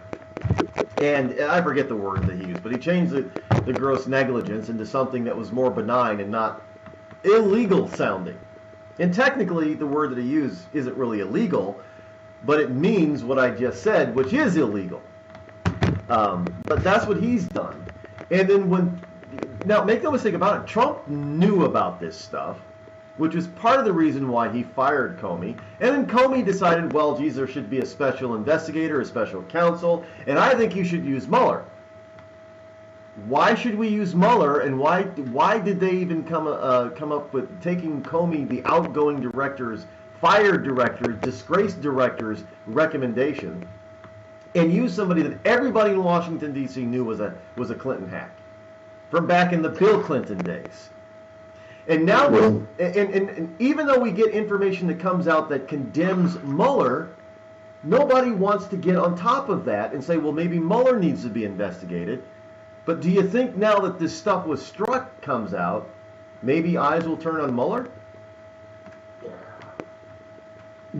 Okay, first of all, Mueller's not a Democrat, he's a Republican. And they thought, oh, well, okay, well, he's going to be fair. And he supposedly has a reputation of caring so much about his reputation that, he wants to maintain his reputation as being unblemished. The biggest thing that Mueller is right now guilty of is running a very, very sloppy investigation. And he did not vet these people properly. When he brought Peter Strzok on, he did not vet him properly. He didn't vet anybody. He just said, okay, I'm going to go by your reputation. He didn't say, hey, are you capable of taking your professional life and separating it from your personal views? And if the answer is yes, and then all of a sudden that's proven otherwise, well, forget firing him, just prosecute him. But why are they all the 17 lawyers that are on his team right now? 17 folks. That's millions of dollars going out the door. Why are all 17 either Democratic donors or Hillary Clinton or Bill Clinton supporters? There's not a Republican among them. Honestly, I can't answer that question because that's an FBI. Let's put it like this. I was in the intelligence world. The FBI is just like the NYPD. They are law enforcement, and they do have an intelligence branch. The NYPD has intelligence organization or an intelligence branch. They actually do. So does the FBI, and the FBI is infamous for that. So the FBI is considered to be an intelligence organization for the United States. That is wrong. 100% wrong. I was an intelligence person. I was an intelligence operative. I had zero powers of arrest. The FBI has powers of arrest. So I can't say, how the FBI is functioning on the inside. I can just tell you one thing, and that is that if Peter Strzok, I'm hoping to God it was just Peter Strzok that went and spoke to these hackers. Because if it wasn't Peter Strzok, that means it was other FBI agents that traveled to Europe and spoke to these individuals, which means that the entire situation against the President of the United States within the FBI is even deeper than Peter Strzok. As far as Robert Mueller is concerned, I personally think he's guilty of running a very sloppy investigation. There's constantly leaks coming out of that group. There's constant, scandal coming out of that group. Honestly, it's a freak show. That is, the Mueller investigation is a car wreck on the highway. You don't want to look, but you just can't help yourself but look at the disaster. Yeah, that's true. Now, there's something else that you mentioned. I think this was from a September. Actually, there was a couple of these. I got my notes here. My notes are kind of sloppy. So I think you mentioned this in September, and you mentioned this in October about the Saudis, and especially when the king changed who the crown prince was. And this new crown prince went after some of his family members, other princes, and prominent princes. And you were saying that they were laying the groundwork because this new crown prince understood who the enemies of Saudi Arabia were. And they were the same enemies of Israel, which is why Israel and Saudi Arabia and a couple other countries were getting closer together as far as politically is concerned in the Middle East because of Yemen. And lo and behold, yesterday, this is not huge news. This is something else that the wonderful mainstream media seems to want to cover up. But this is big. I mean, we're talking war, all-out war in the Middle East is possible here. Yemen, evidently, the radicals of Yemen launched a couple of missiles at the Saudi capital that the Saudis took out with missile defense systems, which are based on our Patriot missile defense system, which the Iranians and the Russians hated to have in the Middle East, by the way. So now that they've launched these things, they took them out. And it's come to find out that these things are Iranian missiles. Mm-hmm. Boy, you kind of nailed that one. Who was in the Iranians, the Saudis, and here's the stem of the whole situation. Ever since the creation of Saudi Arabia at the end of World War I, I believe, the Saudi government, the Saudi country of Saudi Arabia has been looked upon as the green light and the leader of the Middle East, because the Prophet Muhammad is there at Mecca. So, because of his tomb being in Mecca, in Saudi Arabia, the entire Arab world sees that as the sacred country of the Prophet. So they've always been the economic, plus they got all the oil, so that makes them an economic powerhouse, a trading powerhouse, a religious powerhouse. Saudi Arabia is the powerhouse of the Middle East. But the Iranians want to challenge that. The Iranians want to be the powerhouse of the Middle East. They believe that the Persians are the superior culture when it comes to everything as opposed to the Arabs. Because there is a difference. Ladies and gentlemen, there is culturally a difference between the Persians and the Arabs. Now, Iran wants to replace Saudi Arabia as the leader. So, of course, Iran is now the number one sponsor of terrorism with Hezbollah, Hamas, Al-Qaeda, and ISIS as well. Don't let them fool you. We've got troops in fighting ISIS. Yeah, don't let that fool you. They are supporting ISIS 100%. But they're also supporting the rebels in Yemen. Now, Iran is financially and with equipment for assisting the rebels in Yemen.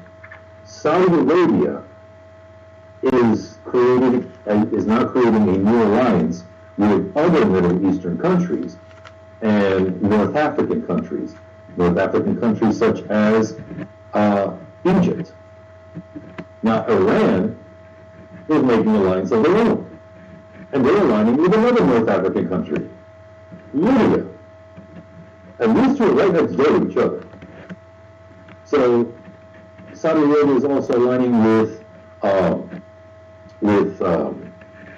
Bahrain, with the United Arab Emirates. It's aligning itself with other Arab nations. And Iran is doing the same thing with Syria. It's doing the same thing, or trying to do the same thing with Iraq. Iraq right now is like, listen, we got a mess of all of the cleanup right now. So you guys talk this out, but we got to clean this mess. Iraq has kind of left the news cycle, but it's not. Iraq is still a very dangerous place, and it is a tipping point because it could tip the balance of overall power in the Middle East. I mean, if Iraq falls into, shall we say, the quote unquote wrong side of Islam, that could mean a whole different problem for both Israel and Saudi Arabia. Could it not? Well, think about this though. You have Iraq. To the east of Iraq, you have Iran. To the west of Iraq, you have Syria, who are aligning themselves together. Now you've got poor Iraq caught in the middle of those two, putting pressure on each side. But then you have Saudi Arabia to the south that are saying, hey, we can, hey, come with us. So it's like Iraq is that pivot point. They're going to find themselves to grow economically by leaps and bounds if they play their cards right. Now, if Iran gets involved, Russia is going to get involved because Russia has, an alliance with the Iranian government. And Saudi Arabia, well, guess what? They have agreements with the United States.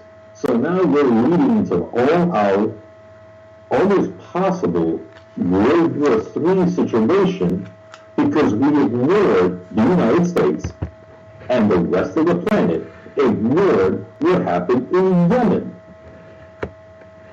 Now, what is the Yemen is still an act. Obviously, it's an active shooter type of thing still going on.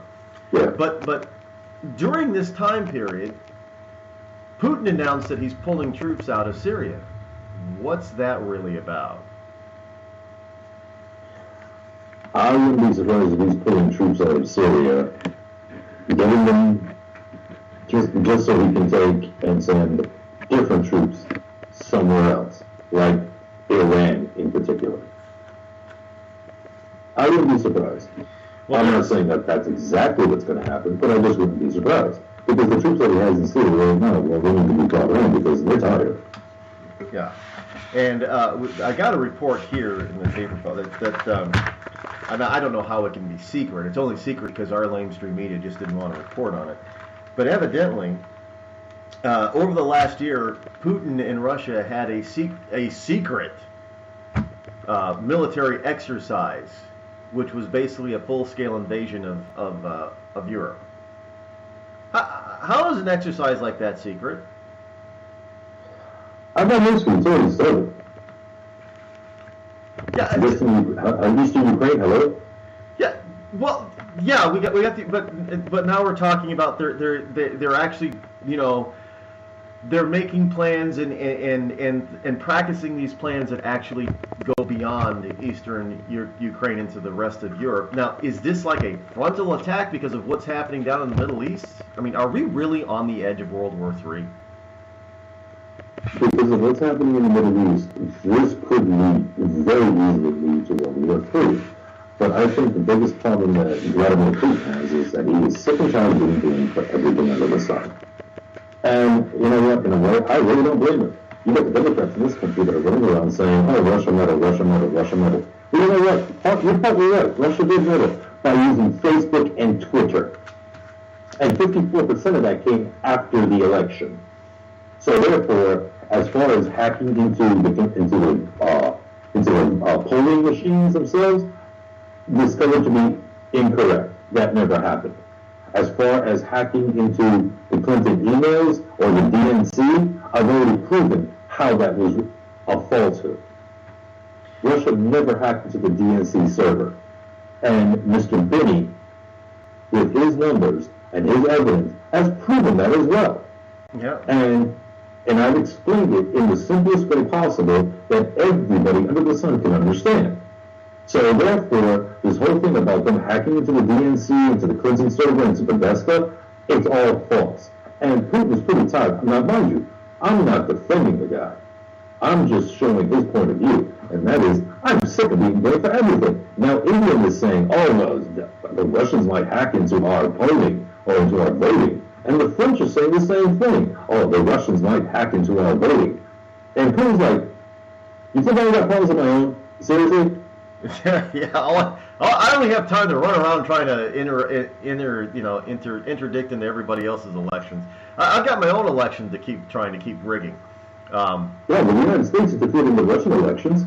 And the Israelite elections. We don't. We interfered in. Yeah, I think we've all forgotten about that one, have we not?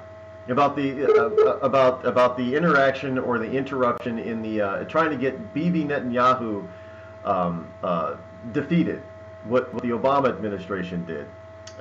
It's just terrible. Did I lose Agent? I had got there we go. What happened there? Anyway, I'm not even going to try to figure that one out. But I have one other question for you, and that is major predictions for 2018. What should we be looking out for? What do you think is going to be the big 2 or 3 things that we're going to find out that you were right about? Oh God, this is tough because I mean I am my own worst critic. I am my own worst enemy when it comes to doing analysis because I literally beat myself up during the whole thing because I don't want to. It's not that I don't want to be wrong. It's that I just don't want to mislead anyone and give bad information. But I think what we can look out for is, of course, economic growth in the United States. That's a duh. But internationally, Saudi Arabia is going to grow. Saudi Arabia is going to grow to a point where Iran is going to be so threatened by it, but I think that there is going to be a greater escalation of the situation that's going on in the Middle East. Vladimir Putin, I think there's going to be a different relationship with Russia now, because our CIA advised the Russians of the terrorist attack that was about to happen in their country, and they stopped it just in time. So, you know, we gave the Russians the heads up, and they're very appreciative of it. And I think that there's going to be a warming up, but it's going to get cold really fast with the entire Saudi Arabia, Iran situation. It's going to freeze up drastically quick. Now we have the Olympics coming up, the Winter Olympics in South Korea, which was a very dumb move on the Olympic Committee, but hindsight's 20/20, I guess. But anything major on the Korean Peninsula that we might have to look out for? You know, Japan is now moving to build missile bases that point towards North Korea. Really? I think that North Korea is going to discover that anti-missile batteries that are going to be in Japan, South Korea, are stronger than you realized. And I think that there's going to be a lot of diplomacy that's going to be needed to keep China calm, because they're going to be afraid that, they can shoot those missiles. They won't just shoot at another missile. They can go up and they can come back down and they can hit us. You know, there's going to be a lot of assurances that are going to be needed. I mean, China will be reassured that those missiles will not be aimed at anywhere in China. They're just going to be aimed at the skies in the event that North Korea tries to launch something. And I sincerely think that once they see the accuracy of those anti-missile batteries, North Korea is going to, in a very stoic and arrogant way, say, okay, let's come to the table and talk.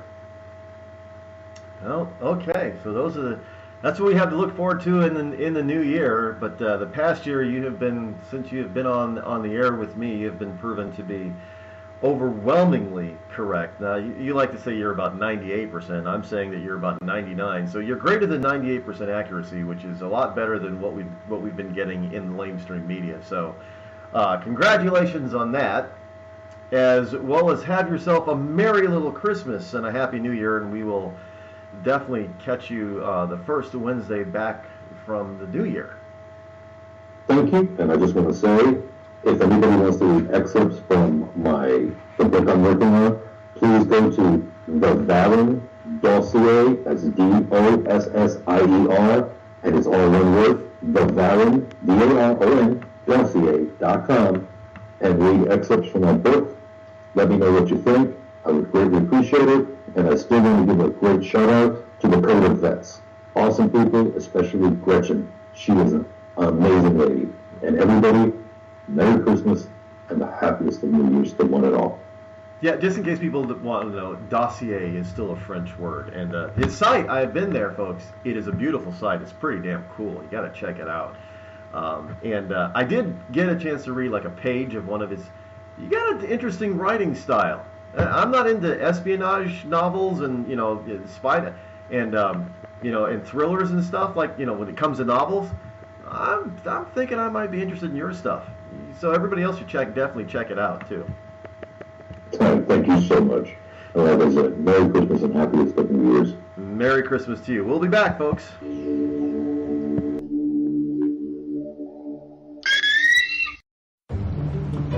Dad, we need to talk. Can we just enjoy the drive? If you're not going to listen to me, who will we listen to? Jeffrey. Marcia Gay Harden, what? Eyes on the road, Dad. What are you doing? What are you doing in my back seat? How did you get in here? You're getting older. Not that old. Your brain's changing. It's natural. Yeah, that's what I was saying. Honey, I've got experience with this. Jeffrey, brain health is all about making the most of your brain as you age and helping to reduce some of the risks to your brain. Really? Now that's interesting. So, you'll talk to her about this, but not me. Marcia Gay Harden? Where did she go? Learn what you can do to help keep your brain healthy at brainhealth.gov. She didn't say goodbye. I mean, I would have. Visit brainhealth.gov.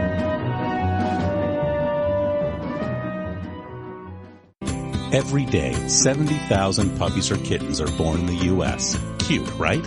What's not cute is that half of all litters are accidents, which leads to millions killed in shelters each year. Turns out, those little cuties can get pregnant sooner than you think. But here's the good news. You can stop the accident before it happens. When you bring home a pet, get them fixed at 4 months old. Prevent more. Fix at month 4. Visit fixat4.com for more information. Brought to you by Best Friends Animal Society. There's a threat targeting America. One that's growing fast, but may still be hard to see. Lyme disease. Spread by tiny ticks, often smaller than the head of a pin. This dangerous disease is now more widespread than West Nile, tuberculosis, and HIV/AIDS combined. And if left untreated, it can lead to arthritis, facial paralysis, and even memory and concentration problems, often called brain fog. As the threat of Lyme disease grows to more than 300,000 projected cases each year, it's time for us to target Lyme disease. That means checking for ticks when you've been outside, even in your own backyard. It means seeing a doctor if you experience the symptoms of Lyme disease, which can include joint pain, flu-like symptoms, fever, fatigue, or sometimes a bullseye-shaped rash. Set your sights on stopping Lyme. Learn how you can target Lyme disease at targetlyme.org. Battles aren't won solely on the field. That's a common misconception. Battles are won within, over enemies of fear, enemies of doubt. In that place where promises are kept. Promises to oneself. This is a physical training event! Promises to one's community. Helping people move debris out of their house. Promises to one's country. In the heart of every Marine, you'll find a promise. A promise forever kept. A promise of battles won.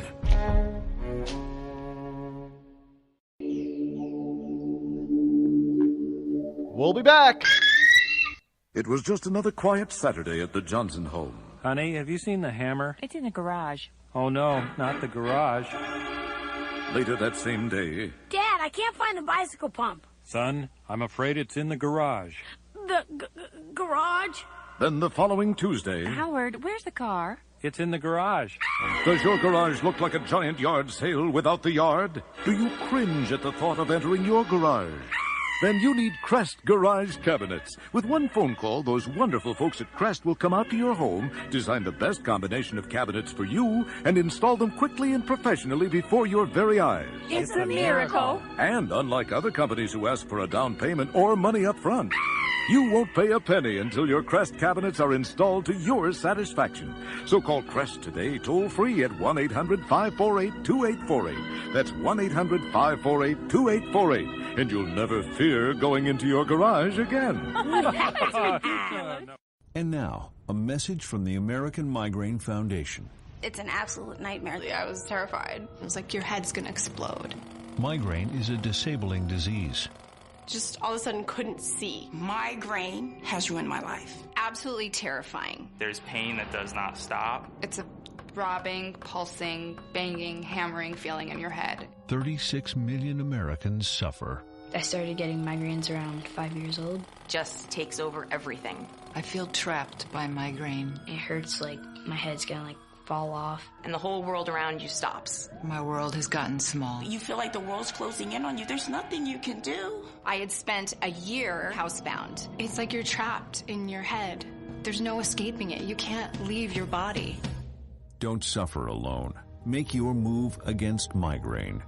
Visit AmericanMigraineFoundation.org to find help, learn more, and get connected. The Red Cross responds to nearly 66,000 disasters every year, most of them house fires. Red Cross President and CEO Gail McGovern says you need to develop an evacuation plan and practice it, especially with your children. It takes just 2 minutes for a home to be engulfed in flames. Practice those drills. We all think our kids know what to do. They don't. We need to teach them. We have started a large campaign where we're going into vulnerable communities and helping install smoke alarms. Already 92 lives were saved, and 4 of those lives were saved by a 5-year-old girl who remembered what we taught them during these fire drills, and she got her family out. We also have a slew of free apps that people can download onto their smartphones. It's what to do in every kind of disaster you can imagine, how to prepare and how to recover. To help support all the Red Cross does and to make a financial donation, go to redcross.org. That's redcross.org. It's Thursday night, and you're grabbing drinks with some friends. Started off with a pitcher for the table, which quickly becomes 2. There's pool. And there's the photo booth. All right, everybody squeeze in. Say cheese! Followed naturally by an order of wings. And another. Can we get some extra ranch sauce? Then there's the ceremonial nightcap. So what are we doing this weekend? And lastly, it's back to the car, which, if you're buzzed,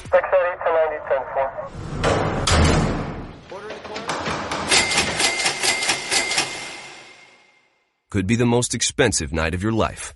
Getting pulled over for buzzed driving could cost you around $10,000 in fines, legal fees, and increased insurance rates. Nothing kills a buzz like getting pulled over for buzzed driving, because buzzed driving is drunk driving. Brought to you by the National Highway Traffic Safety Administration and the Ad Council.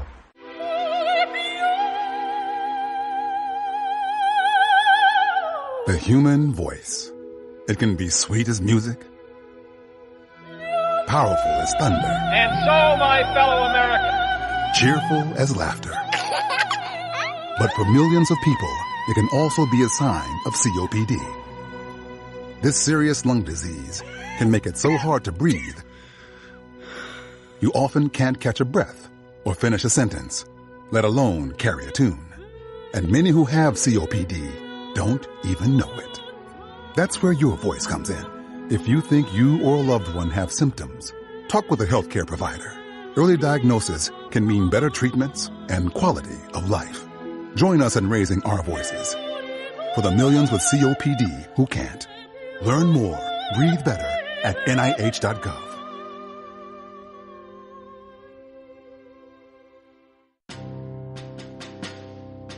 On the battlefield, there's a saying America's military men and women live by.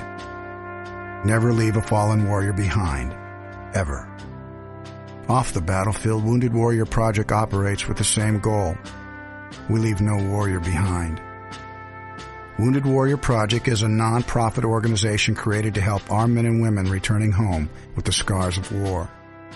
Whether those scars are physical or mental, we're here to make sure that they heal.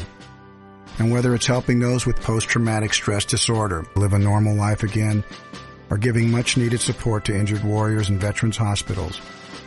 Because no one deserves our help more than the men and women who risk their lives to keep us safe. Wounded Warrior Project. We never leave a fallen warrior behind. Ever. Learn more about what we do at woundedwarriorproject.org. Every day, the men and women of the United States Marine Corps demonstrate their commitment to defend the American way of life. Since 1775, we have served our nation as a force in readiness. From combat operations to humanitarian assistance in every corner of the world. No matter where the mission takes us today or wherever our country needs us tomorrow, we always remember the land we call home.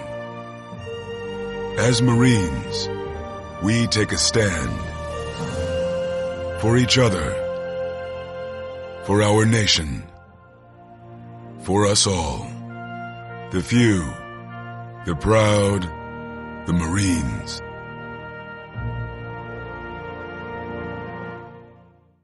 You want to know what time it is?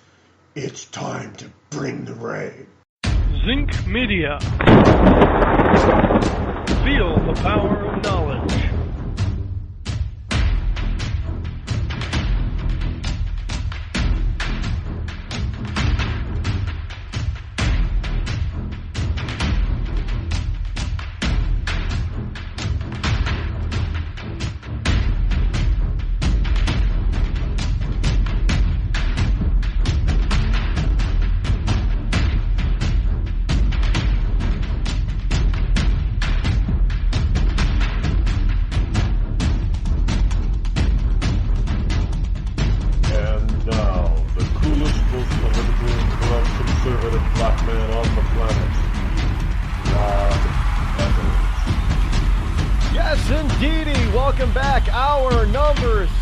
Here on the Rod Eccles Show, the fastest 3 hours on Internet Talk Radio is right here, powered by Zinc Media Arts during this holiday Christmas season. Yes, it is Wednesday, hump day for many folks out there in listener land. It is 5 days away from the big day for little kiddies, old and young alike. And it is, you only got about 4 shopping days left in order to make those dreams come true on that 5th day in the morning. Welcome back to all of you liberty lovers and ecclesiastites. We are so glad to have you here, and glad that you have listened all year long. And if you're new, if you're a new listener, I hope you will continue listening throughout the new year. Obviously, for those who do not know, this is the final week of live broadcasting for this year. Now, I know there are some listeners out there that are liberal and they're thinking, yes, he's going off the air. But no, just for the Christmas break. That's it. We will be back first thing, I do believe, Tuesday the 2nd on the 2nd of January, number 2. So have a wonderful Christmas. And we're every year, you know, I play Christmas music from independent artists. And I've been doing this is the 3rd year that I have done this, and each year I get some good stuff every year, but each year I get some stuff that might be construed as being a little bit better than the previous year, which is good. So I mean, you just heard a couple of artists, and some of the bigger artists, independent artists, are starting to send some of their stuff. Like this kid Trevor Olson, I guess, is kind of big in the. I don't know who he is. I guess he's kind of big in the independent music world. But he sent his stuff over, and thank him for that. Hey, you know, as this program grows and grows and grows, and it will get huge next year. I'm predicting that we're going to get huge next year. A lot of things in the works that's going to be coming on board in the first and second quarter of the first half of next year of 2018. We're going to be so ready for the November election in 2018. We're going to make a big this program I'm predicting, and it's not just me, but the listenership of this program is going to make a significant impact in 2018 and in 2020, because there are things that are in the works now that are going to be big time. It's gonna be huge. It's gonna be huge, as the president would say. It's gonna be big, very big. Doing some big things. Any case, did you know that Uber is currently working with NASA right now to collaborate on developing flying taxis? Yeah, the United Arab Emirates, Dubai, they want to have, I think it's 25% of their current taxi fleet is to be flying cars by 2025. In other words, they want flying drones that carry 1 and 2 human passengers by 2025. And they I think it's either 2025 or 2030, because the other one is that they also want like half their police department to be robots by a certain, that might be 2030, and the flying taxis are 2025. I don't think it's the other way around. But in any case, look, United Arab Emirates wants to have the most advanced futuristic cities on the planet. They're building them now. So for people saying, well, that can't happen, they're building them now. They're building the most advanced, technologically advanced cities this planet has probably ever seen. And they're starting to develop alternative energies. Yeah, they're not just sticking with oil. I know we get the environmentalist wackos, they want us to get away from oil. Well, these wonderful countries that they have plenty of oil.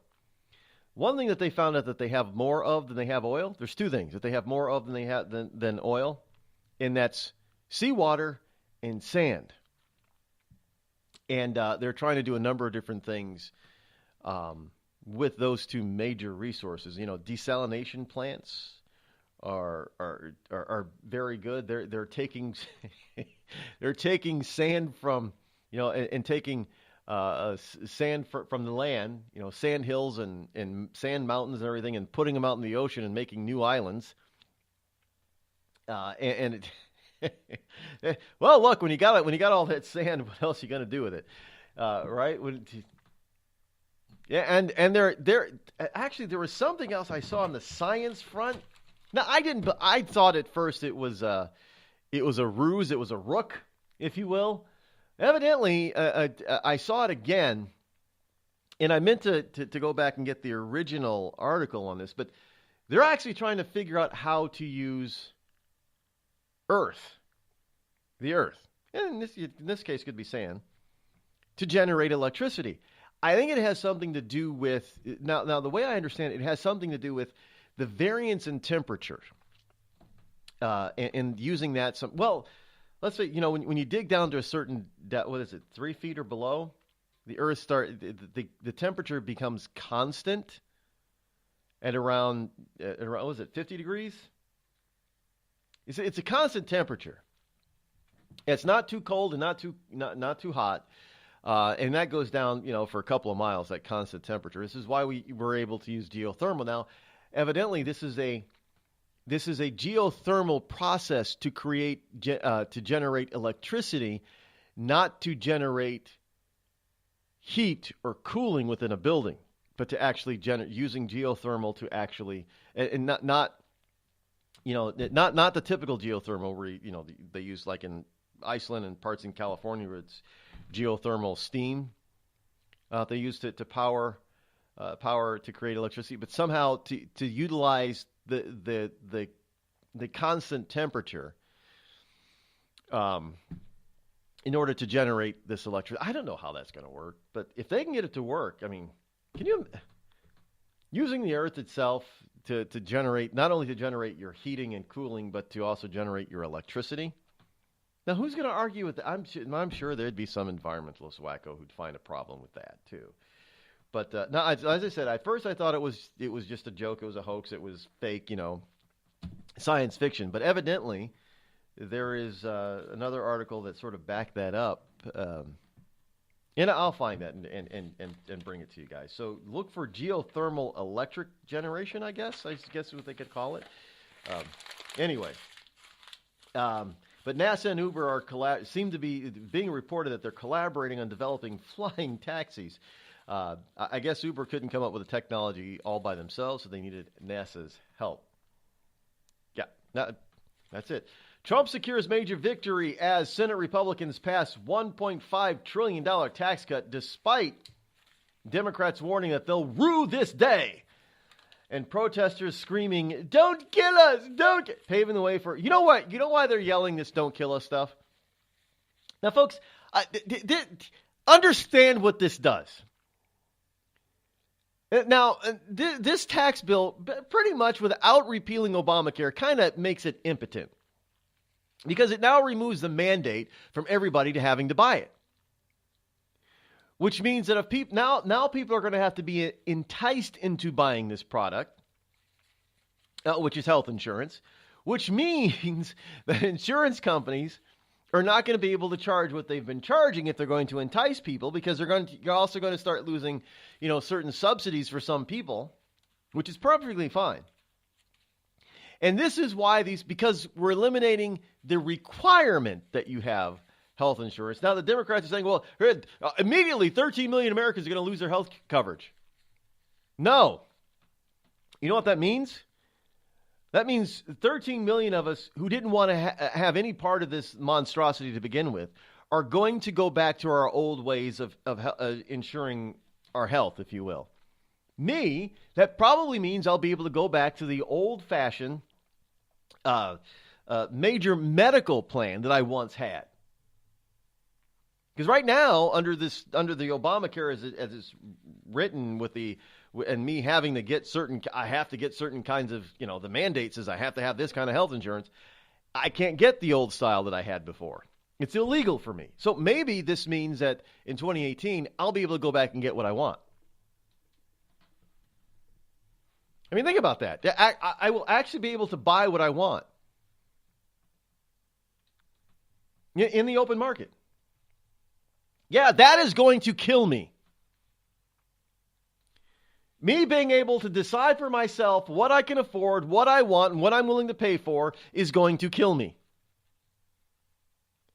This is exactly what these leftists are trying, these protesters are screaming, "Don't kill us, you're going to kill us by taking away nobody's taking away their health care. And nobody's taking away their health insurance. If they still want to pay for it, well, many of them that are protesting, because they're still on their mom and dad's policy until they're 27, they're well, maybe their parents are going to decide, you know what, little Johnny and little Susie, this health insurance policy with you on it is costing your mother and me, over $1,000 a month, plus a $10,000 deductible. You're off the policy. We're getting a different policy. Go get your... I can see them saying that. Hey, put your mom and dad in the poorhouse while you remain selfish. Instead of going out and getting yourself a job, any job, to help pay your own way, you're still depending on your parents. Trust me, this is what this is about, folks. This isn't... Not that... If they actually believe that repealing the health care bill is... Well... They might actually believe, because they don't fully understand how all this works, because they still think that net neutrality prevented the internet from being taken over by big corporations. As if you ask, hey, did you know that net neutrality only, as we know what net neutrality is, did you know that only came about in 2015? If you ask a millennial, they'll look at you like you have two heads, because they thought there was always these regulations. They thought, no, they've been there before. No, they were only there since 2 years.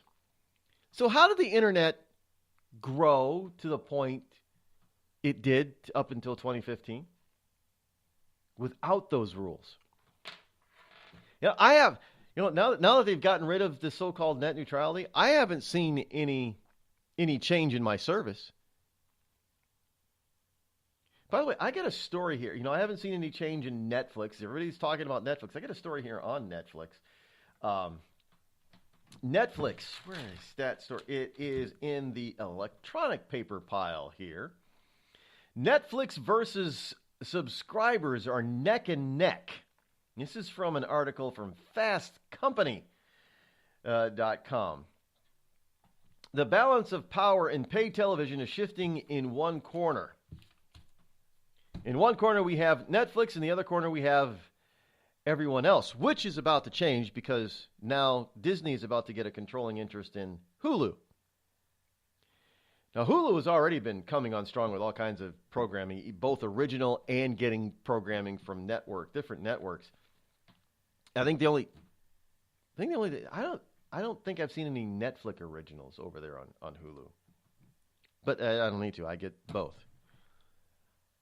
Do you realize that between Hulu and Netflix, for cable television, I pay more than what my cable plan is, and my cable TV plan is, and I get more variety of what I want to watch on Netflix and Hulu for less money.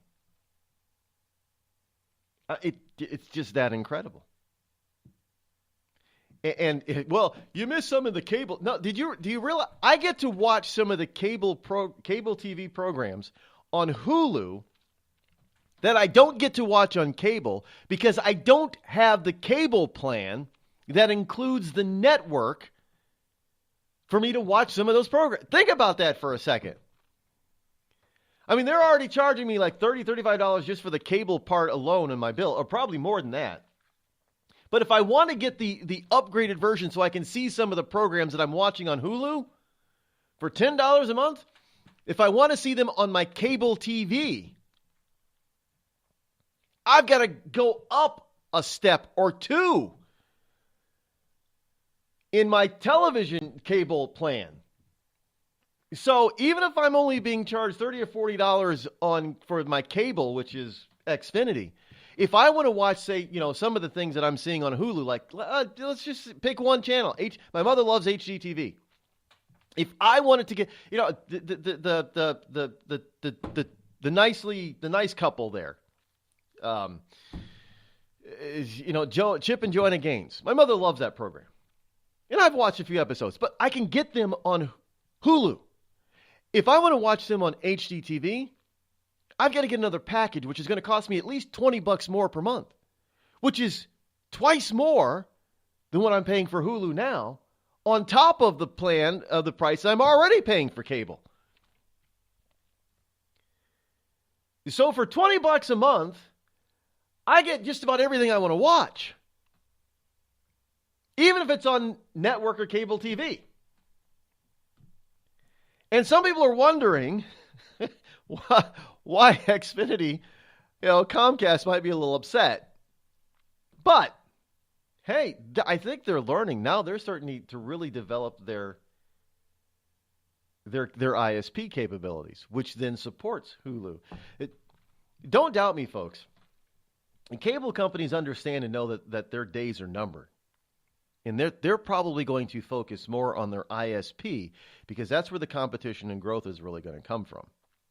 Now, Comcast and Time Warner have really upped their game in trying to fend off any more competition from the likes of Verizon's Fios because they've got somebody else that they're going to have to watch out for if they ever get their act together, and whoever takes up their challenge for such types of internet. And that is Facebook and Google are both coming up with their own lightning fast ISP plans and services. That's going to be a direct threat to Fios and all the cable ISPs. Don't doubt me, folks. Don't doubt me. Government regulation or not. Tired of paying outrageous prices for Viagra? Well, we have great news for you. Now you can finally get Viagra at huge discounts. Healthy Man allows you to save up to $500 on Viagra. Why pay U.S. pharmacy prices of $15 per pill or more when you can get Viagra for less than $3 a pill? Call today and get 40 Viagra pills for only $99. This can cost as much as $600 at your local pharmacy. You can't afford not to call us. If you want Viagra at the lowest prices, never pay $15 $15 a pill pharmacy prices again. Get Viagra for less than $3 a pill. Call 800-595-2614 today and save up to $500 and get 40 pills for just $99. Healthy Man is fast, easy, and affordable. Operators are waiting at 595-2614 to take your call now. Call 800-595-2614. That's 800-595-2614. Again, 800-595-2614. It started with a knock, but it wouldn't end there. What happens in the story next, many wouldn't understand, and most wouldn't believe. 5 + 2 = Perfection by Samuel Rosette Jr. is a must-read. The scriptures within are reminders of the ancient past, and yet intriguingly infuses with texts which stand on the edge of the stage of relevancy. Available online at Westbow Press, Amazon, Books A Million, Barnes & Noble, and SamuelRosetteJr.com.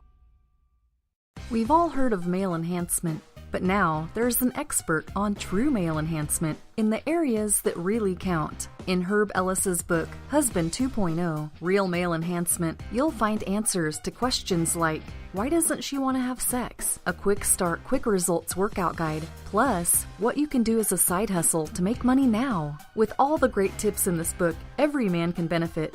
Get the book, Husband 2.0, Real Male Enhancement, on Amazon.com.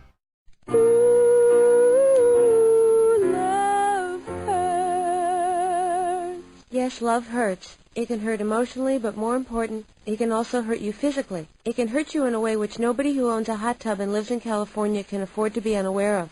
Yes, I'm talking about California hot tub rectal gonorrhea. This painful, incurable disease can make an enjoyable soak in a hot tub with family, friends, and dog into a literally unforgettable experience. If you catch California hot tub rectal gonorrhea, not only will you walk around feeling like you're about to pass a twisted sardine can lid, you'll also smell like a pile of burning tractor tires. So don't jump out of the frying pan and into the hot tub, because if you get California hot tub rectal gonorrhea, it'll really burn your ass. This has been a public service message brought to you by the Citizens Against CHTRG Foundation. California hot tub rectal gonorrhea. We're not going to take it sitting down.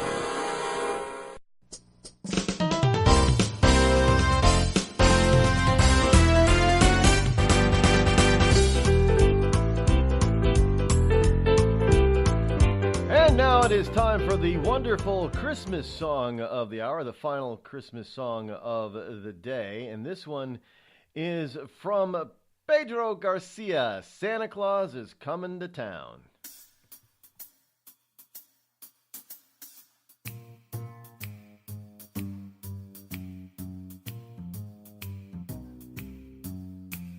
You better watch out. You better not cry. You better not pout, I'm telling you why. Santa Claus is coming to town. He's making a list and checking it twice. Gonna find out who's naughty or nice. Santa Claus is coming to town. He sees you when you're sleeping. He knows when you're awake. He knows if you've been bad or good. So be good for goodness sake. Oh, you better watch out. You better not cry.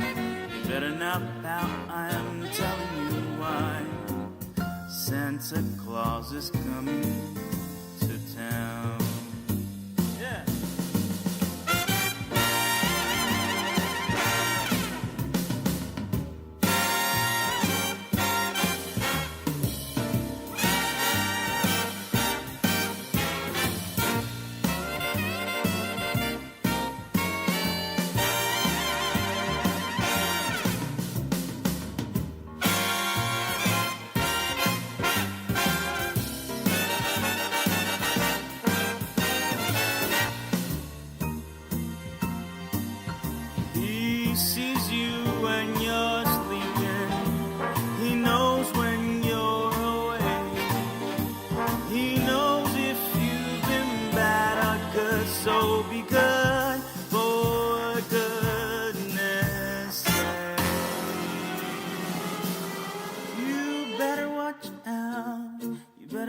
cry. You better not pout, I'm telling you why.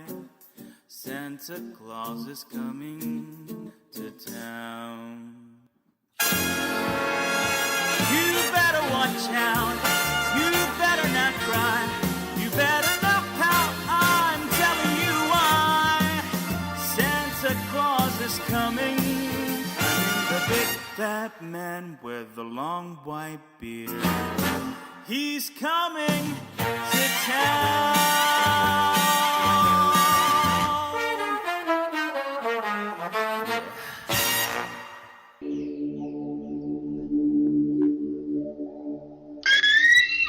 You might be surprised to learn who has Crohn's disease or ulcerative colitis. Nearly 1 in 200 Americans are suffering with the debilitating pain and constant disruption of these inflammatory bowel diseases, or IBD. Chances are you know someone with IBD. For example, your neighbor or coworker. The Crohn's and Colitis Foundation was created to help patients cope and to find a cure. People with IBD can't wait. Won't you help someone you know? Visit www.escapethestall.com today.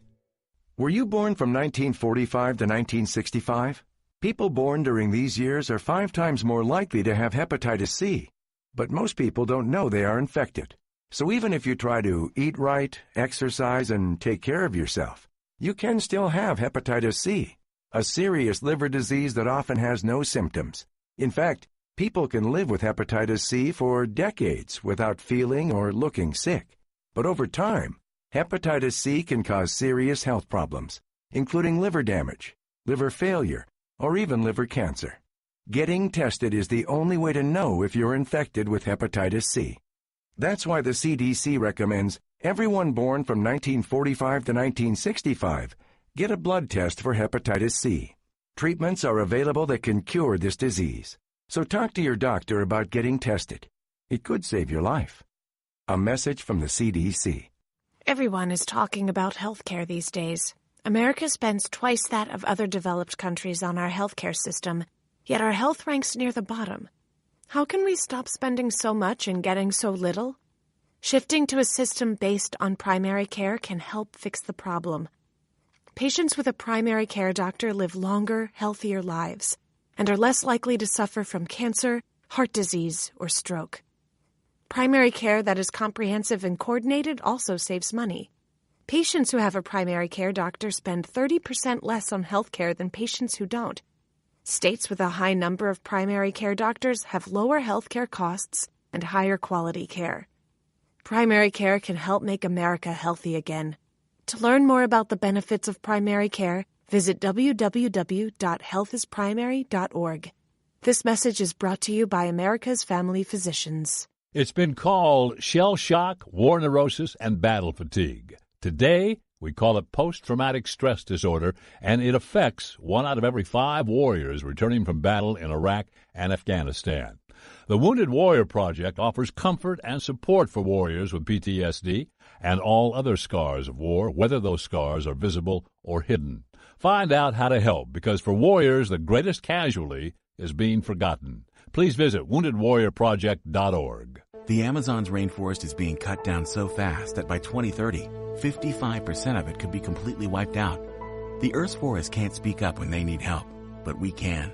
Be the voice for those who have no voice. Visit worldwildlife.org. There's a threat targeting America. One that's growing fast, but may still be hard to see. Lyme disease. Spread by tiny ticks, often smaller than the head of a pin. This dangerous disease is now more widespread than West Nile, tuberculosis, and HIV/AIDS combined. And if left untreated, it can lead to arthritis, facial paralysis, and even memory and concentration problems, often called brain fog. As the threat of Lyme disease grows to more than 300,000 projected cases each year, it's time for us to target Lyme disease. That means checking for ticks when you've been outside, even in your own backyard. It means seeing a doctor if you experience the symptoms of Lyme disease, which can include joint pain, flu-like symptoms, fever, fatigue, or sometimes a bullseye-shaped rash. Set your sights on stopping Lyme. Learn how you can target Lyme disease at targetlyme.org. Dad, we need to talk. Can we just enjoy the drive? If you're not going to listen to me, who will we listen to? Jeffrey. Ah! Marcia Gay Harden, what? Eyes on the road, Dad. What are you doing? What are you doing in my back seat? How did you get in here? You're getting older. Not that old. Your brain's changing. It's natural. Yeah, that's what I was saying. Honey, I've got experience with this. Jeffrey, brain health is all about making the most of your brain as you age and helping to reduce some of the risks to your brain. Really? Now that's interesting. So, you'll talk to her about this, but not me. Marcia Gay Harden? Where did she go? Learn what you can do to help keep your brain healthy at brainhealth.gov. She didn't say goodbye. I mean, I would have. Visit brainhealth.gov.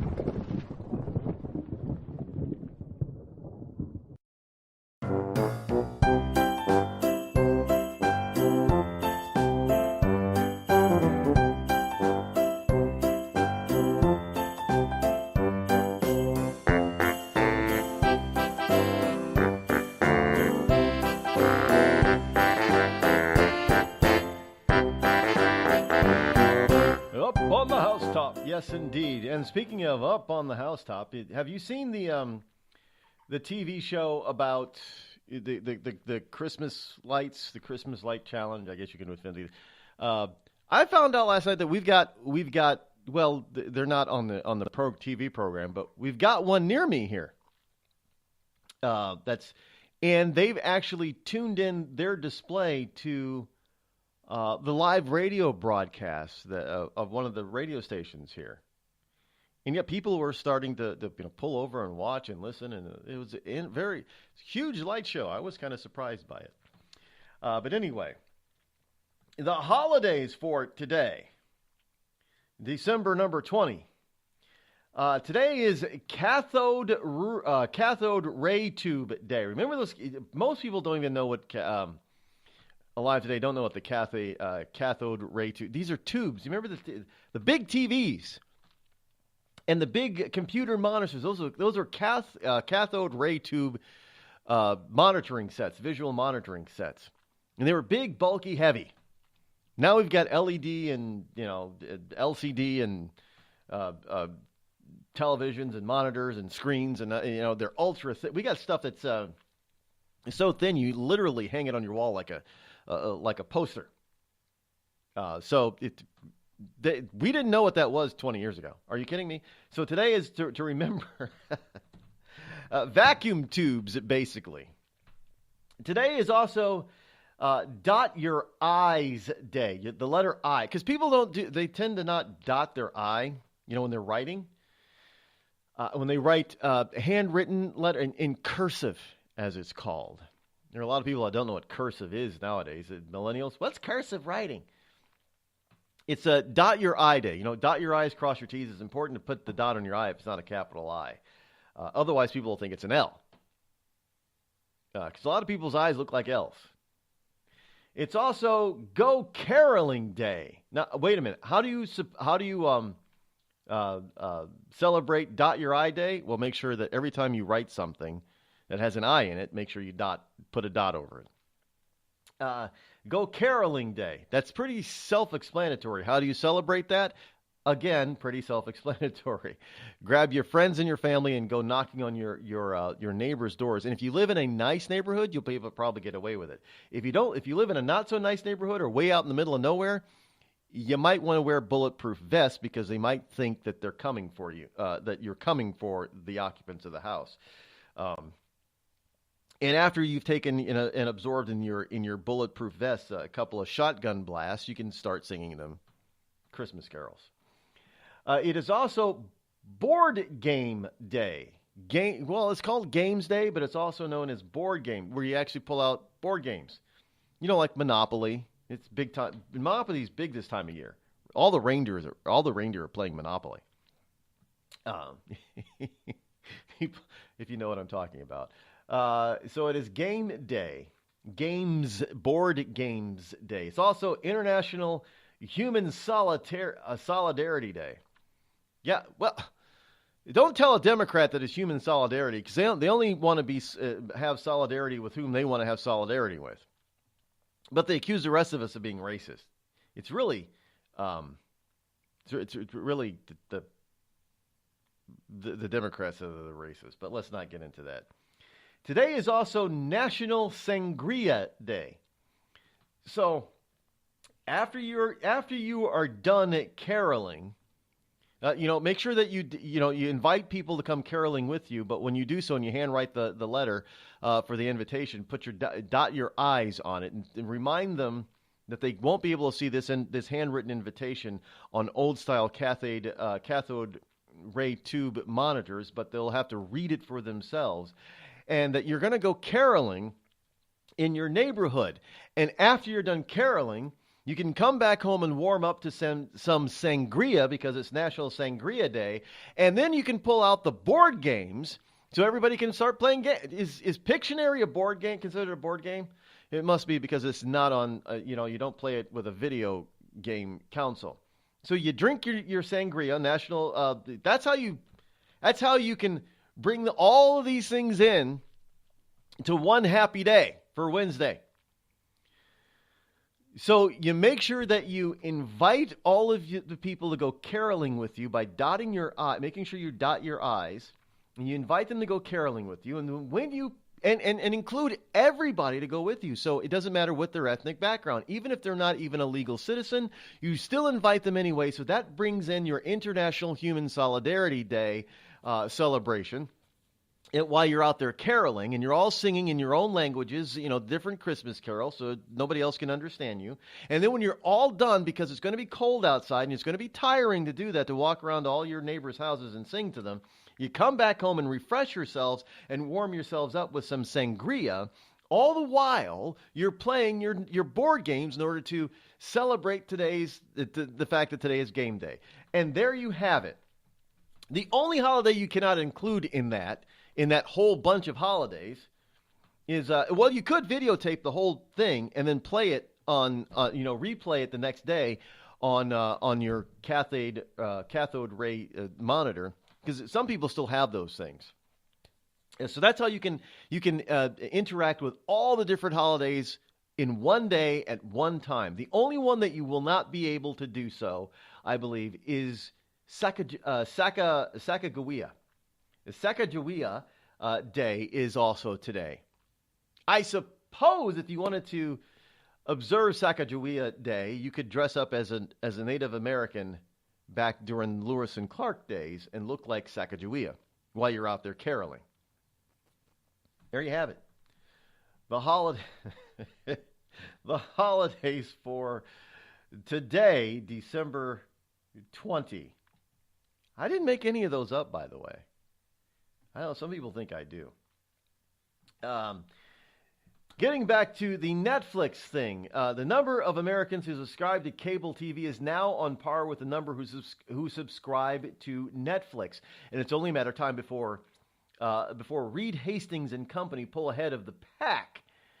Based on a survey of 2,000 consumers, PwC, PricewaterhouseCoopers, found that 73% subscribe to traditional pay TV service, down from 76% in 2016 and 79% in 2015. Notice how those numbers keep dropping and dropping and dropping. Meanwhile, the percentage who said that they subscribe to Netflix is also at 73%, putting it at 73% of the population out there who's old enough to have it has Netflix in America. That's the same number of people who have cable TV. Who pay? Well, I guess I'm one of those idiots that pays for cable TV. And cable has been doing its damnedest to keep those numbers from continuing to slide. How have they done it? Well, they've lobbied to make sure that they still have this whole franchise monopoly system in place, and they also do all of this bundling. Now, they know what this bundling, they know that they can get you by saying, hey, if you have internet service, you're going to want to get the cable TV too. Why? Because, cable, if you have the basic service of cable and you have internet service, it's only going to cost you $70 a month. But I don't want cable. I just want internet. Oh, the internet then alone without the cable is going to cost you $80 a month. Wait. Internet alone is more than internet and cable TV combined. Yeah, it's called bundling. Because there's other advantages for, cable companies just don't get paid by your subscription. Do you know that? Most people don't understand that. There are all kinds of deals. Sure, cable TV has to pay some channels money, but some channels pay cable TV money. And they're also betting that if you purchase the cable television package, then you're going to watch at some point one of those 10 shopping network channels, of which they also get a percentage of. They make money off of you watching cable television. And the reason why they charge you more just for the internet versus cable, because they feel that's the difference that the value is of having you as a cable. So, hey, they're more than willing to throw in your ISP provision for nothing, basically. Basically, that's what they're giving. They're giving it to you for free. They don't care. They'll give it to you because they're going to make money off you, more money off of you on the cable TV side. In generally speaking, ask any cable exec how this works. They'll tell you. If they're going to be truthful, they'll tell you. I'm not pulling this crap out of my you-know-what. I'm not making it. This is how it works. This is the cable television industry. It's the way it works. Not to mention, the more people that they also, their ad rates for certain things is also based on the number of subscribers that they have. So when they send you a bill or a notice or something, people, other companies like to advertise. So they like to sell your information to other companies. You're worth more to them as a cable television subscriber. Which is why they're trying to prevent this slide. Which is why they're big on all this bundling. And people are figuring out, well, you know what? Especially if they're in areas where there is some sense of competition for an ISP provider. I mean, look, Fios is pretty bad too. I mean, I can't get Fios, but I see an advertise. For $80 a month, it's $79.95 for Fios. Really? And folks, I'm telling you, this is simply because we have government in the way of real competition here, which is what they wanted to do with the whole ISP thing and net neutrality. They wanted to get in the way and cause prices to skyrocket. So then they could say, well, everybody can't afford it, so we need to have government programs that allow the poor to afford it. It was so convoluted, folks. It was a way to expand government and to get more government control over how we live our daily lives. That's what it was. That's all it was all about. Because this whole notion that they wouldn't be able, that cable companies and ISP providers would clamp down on people like Netflix, it was a crock. It was a red herring. Because now what ISP is going to shut off or slow down Netflix now? Or Hulu? None of them. No, they're not going to do it. It's going to be a nightmare for them if they try doing that. Just not going to happen. Anyway, you've got President Trump is out there also now claiming that victory on the tax reform bill, and he's saying that he's also using the notion that many Americans are going to see because of the stock market, they're going to see their 401ks advance. Now the problem with that is, according to Bloomberg and lamestream media, is most Americans don't have a 401k. Well, two problems with that. Right now, some 43% of Americans do have the availability of a 401k. And another 30% have the availability of an SIP. And another 20% in this country utilize Roth IRAs, exclusively of all the other stuff. Now, there are some people that have a Roth IRA and a 401k, or a Roth and a SEIP, SEP, that kind of. The point is is that roughly nearly 75% of Americans have some sort of retirement plan. Whether, most of them have, pennies in it, but 75% of working adults have some sort of retirement plan. And most of those retirement plans have products or investments in the stock market. So when the stock market goes up, so does their retirement plan value. But most Americans don't have a 401k. Well, technically, if you're 43% have a 401k, no, that's not most Americans. That's minority. 50. That means 57% don't have a plan. So that would be most Americans. Manipulative, how they get around this. But the point is that if you start adding in all the other different types of retirement plans that we have, other than Social Security, the private plans, the vast majority, 3/4 of the American people, have some sort of plan, and they all benefit from the stock market going up, which Trump is right. And of course, they can't give Trump any credit whatsoever because it would absolutely kill the mainstream media to do so.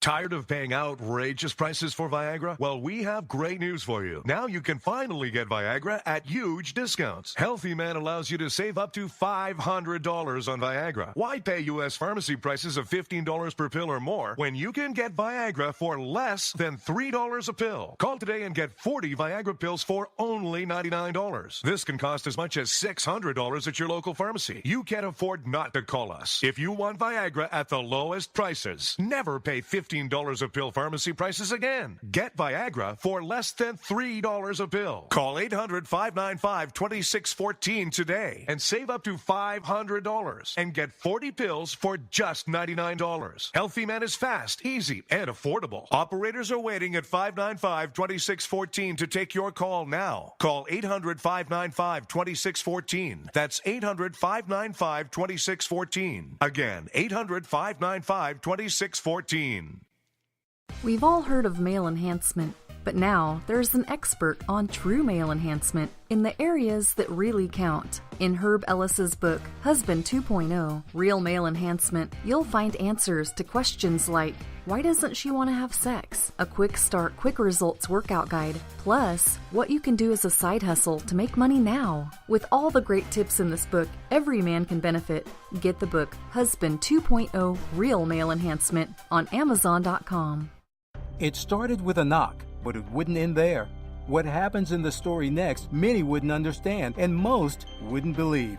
5 + 2 = Perfection by Samuel Rosette Jr. is a must-read. The scriptures within are reminders of the ancient past, and yet intriguingly infuses with texts which stand on the edge of the stage of relevancy.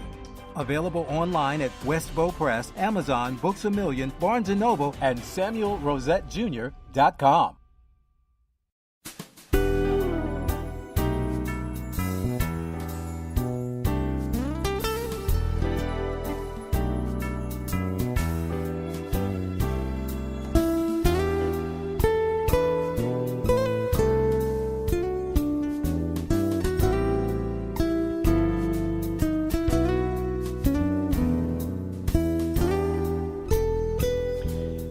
And as we wind it down here and get towards the end of the program, did you know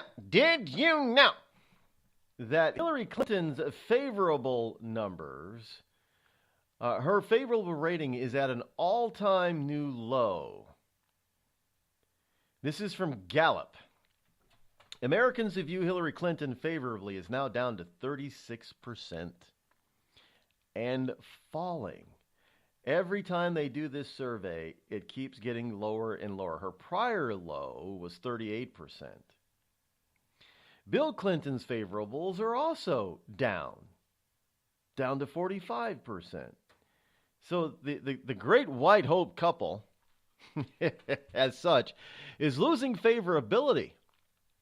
Well, I don't know how you can view Bill Clinton in a favorable light in all of this, in light of all this sexual harassment stuff. By the way, Congress has also just disclosed 3 more sexual harassment settlements.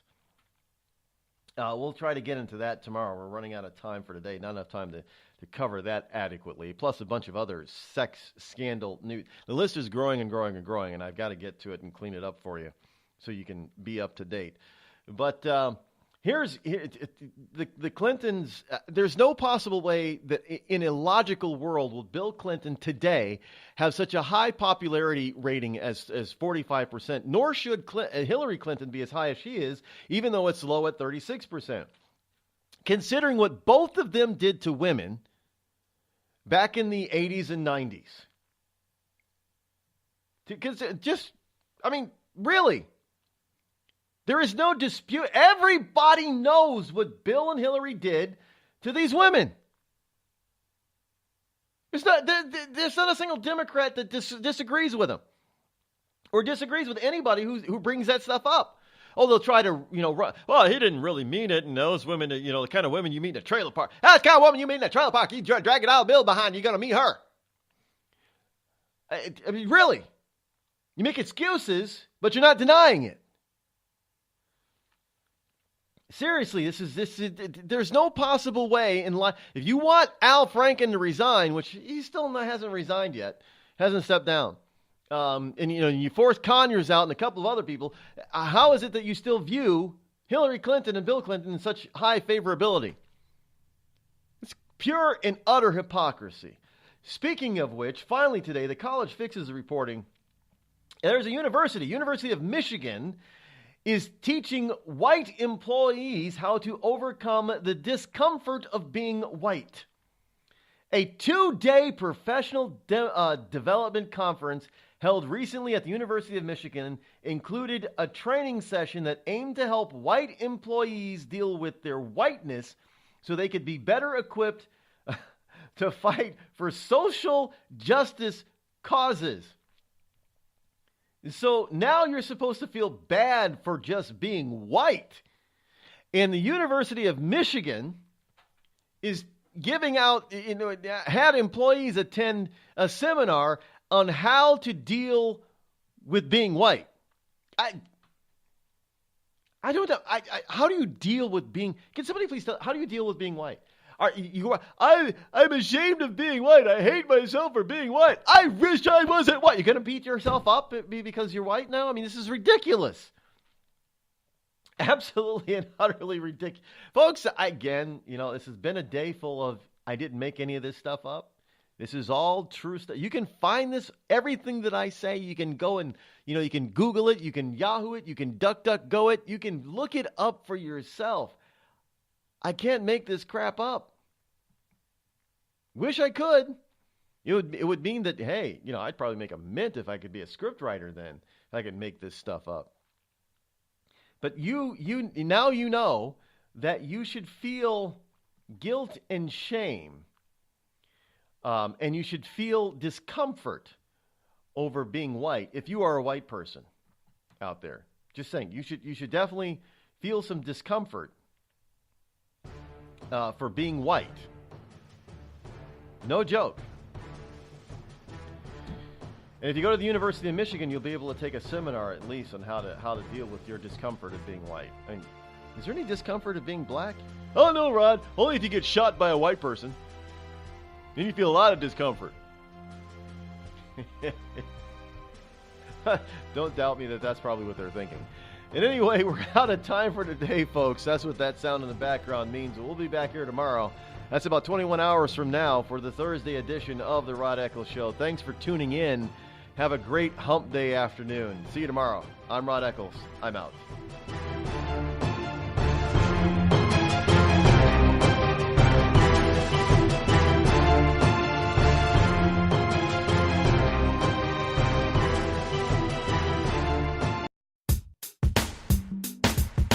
Damn, it feels good to be Clinton. Damn, it feels good to be a Clinton. A shameless politician always plays her cards right. Got a crew for the fight on the airwaves. Lapdogs in the press keep their mouths tight. Cause a Clinton never needs to explain why it is what they done or with who. A real Clinton knows that they're entitled. And you don't get to know what they do.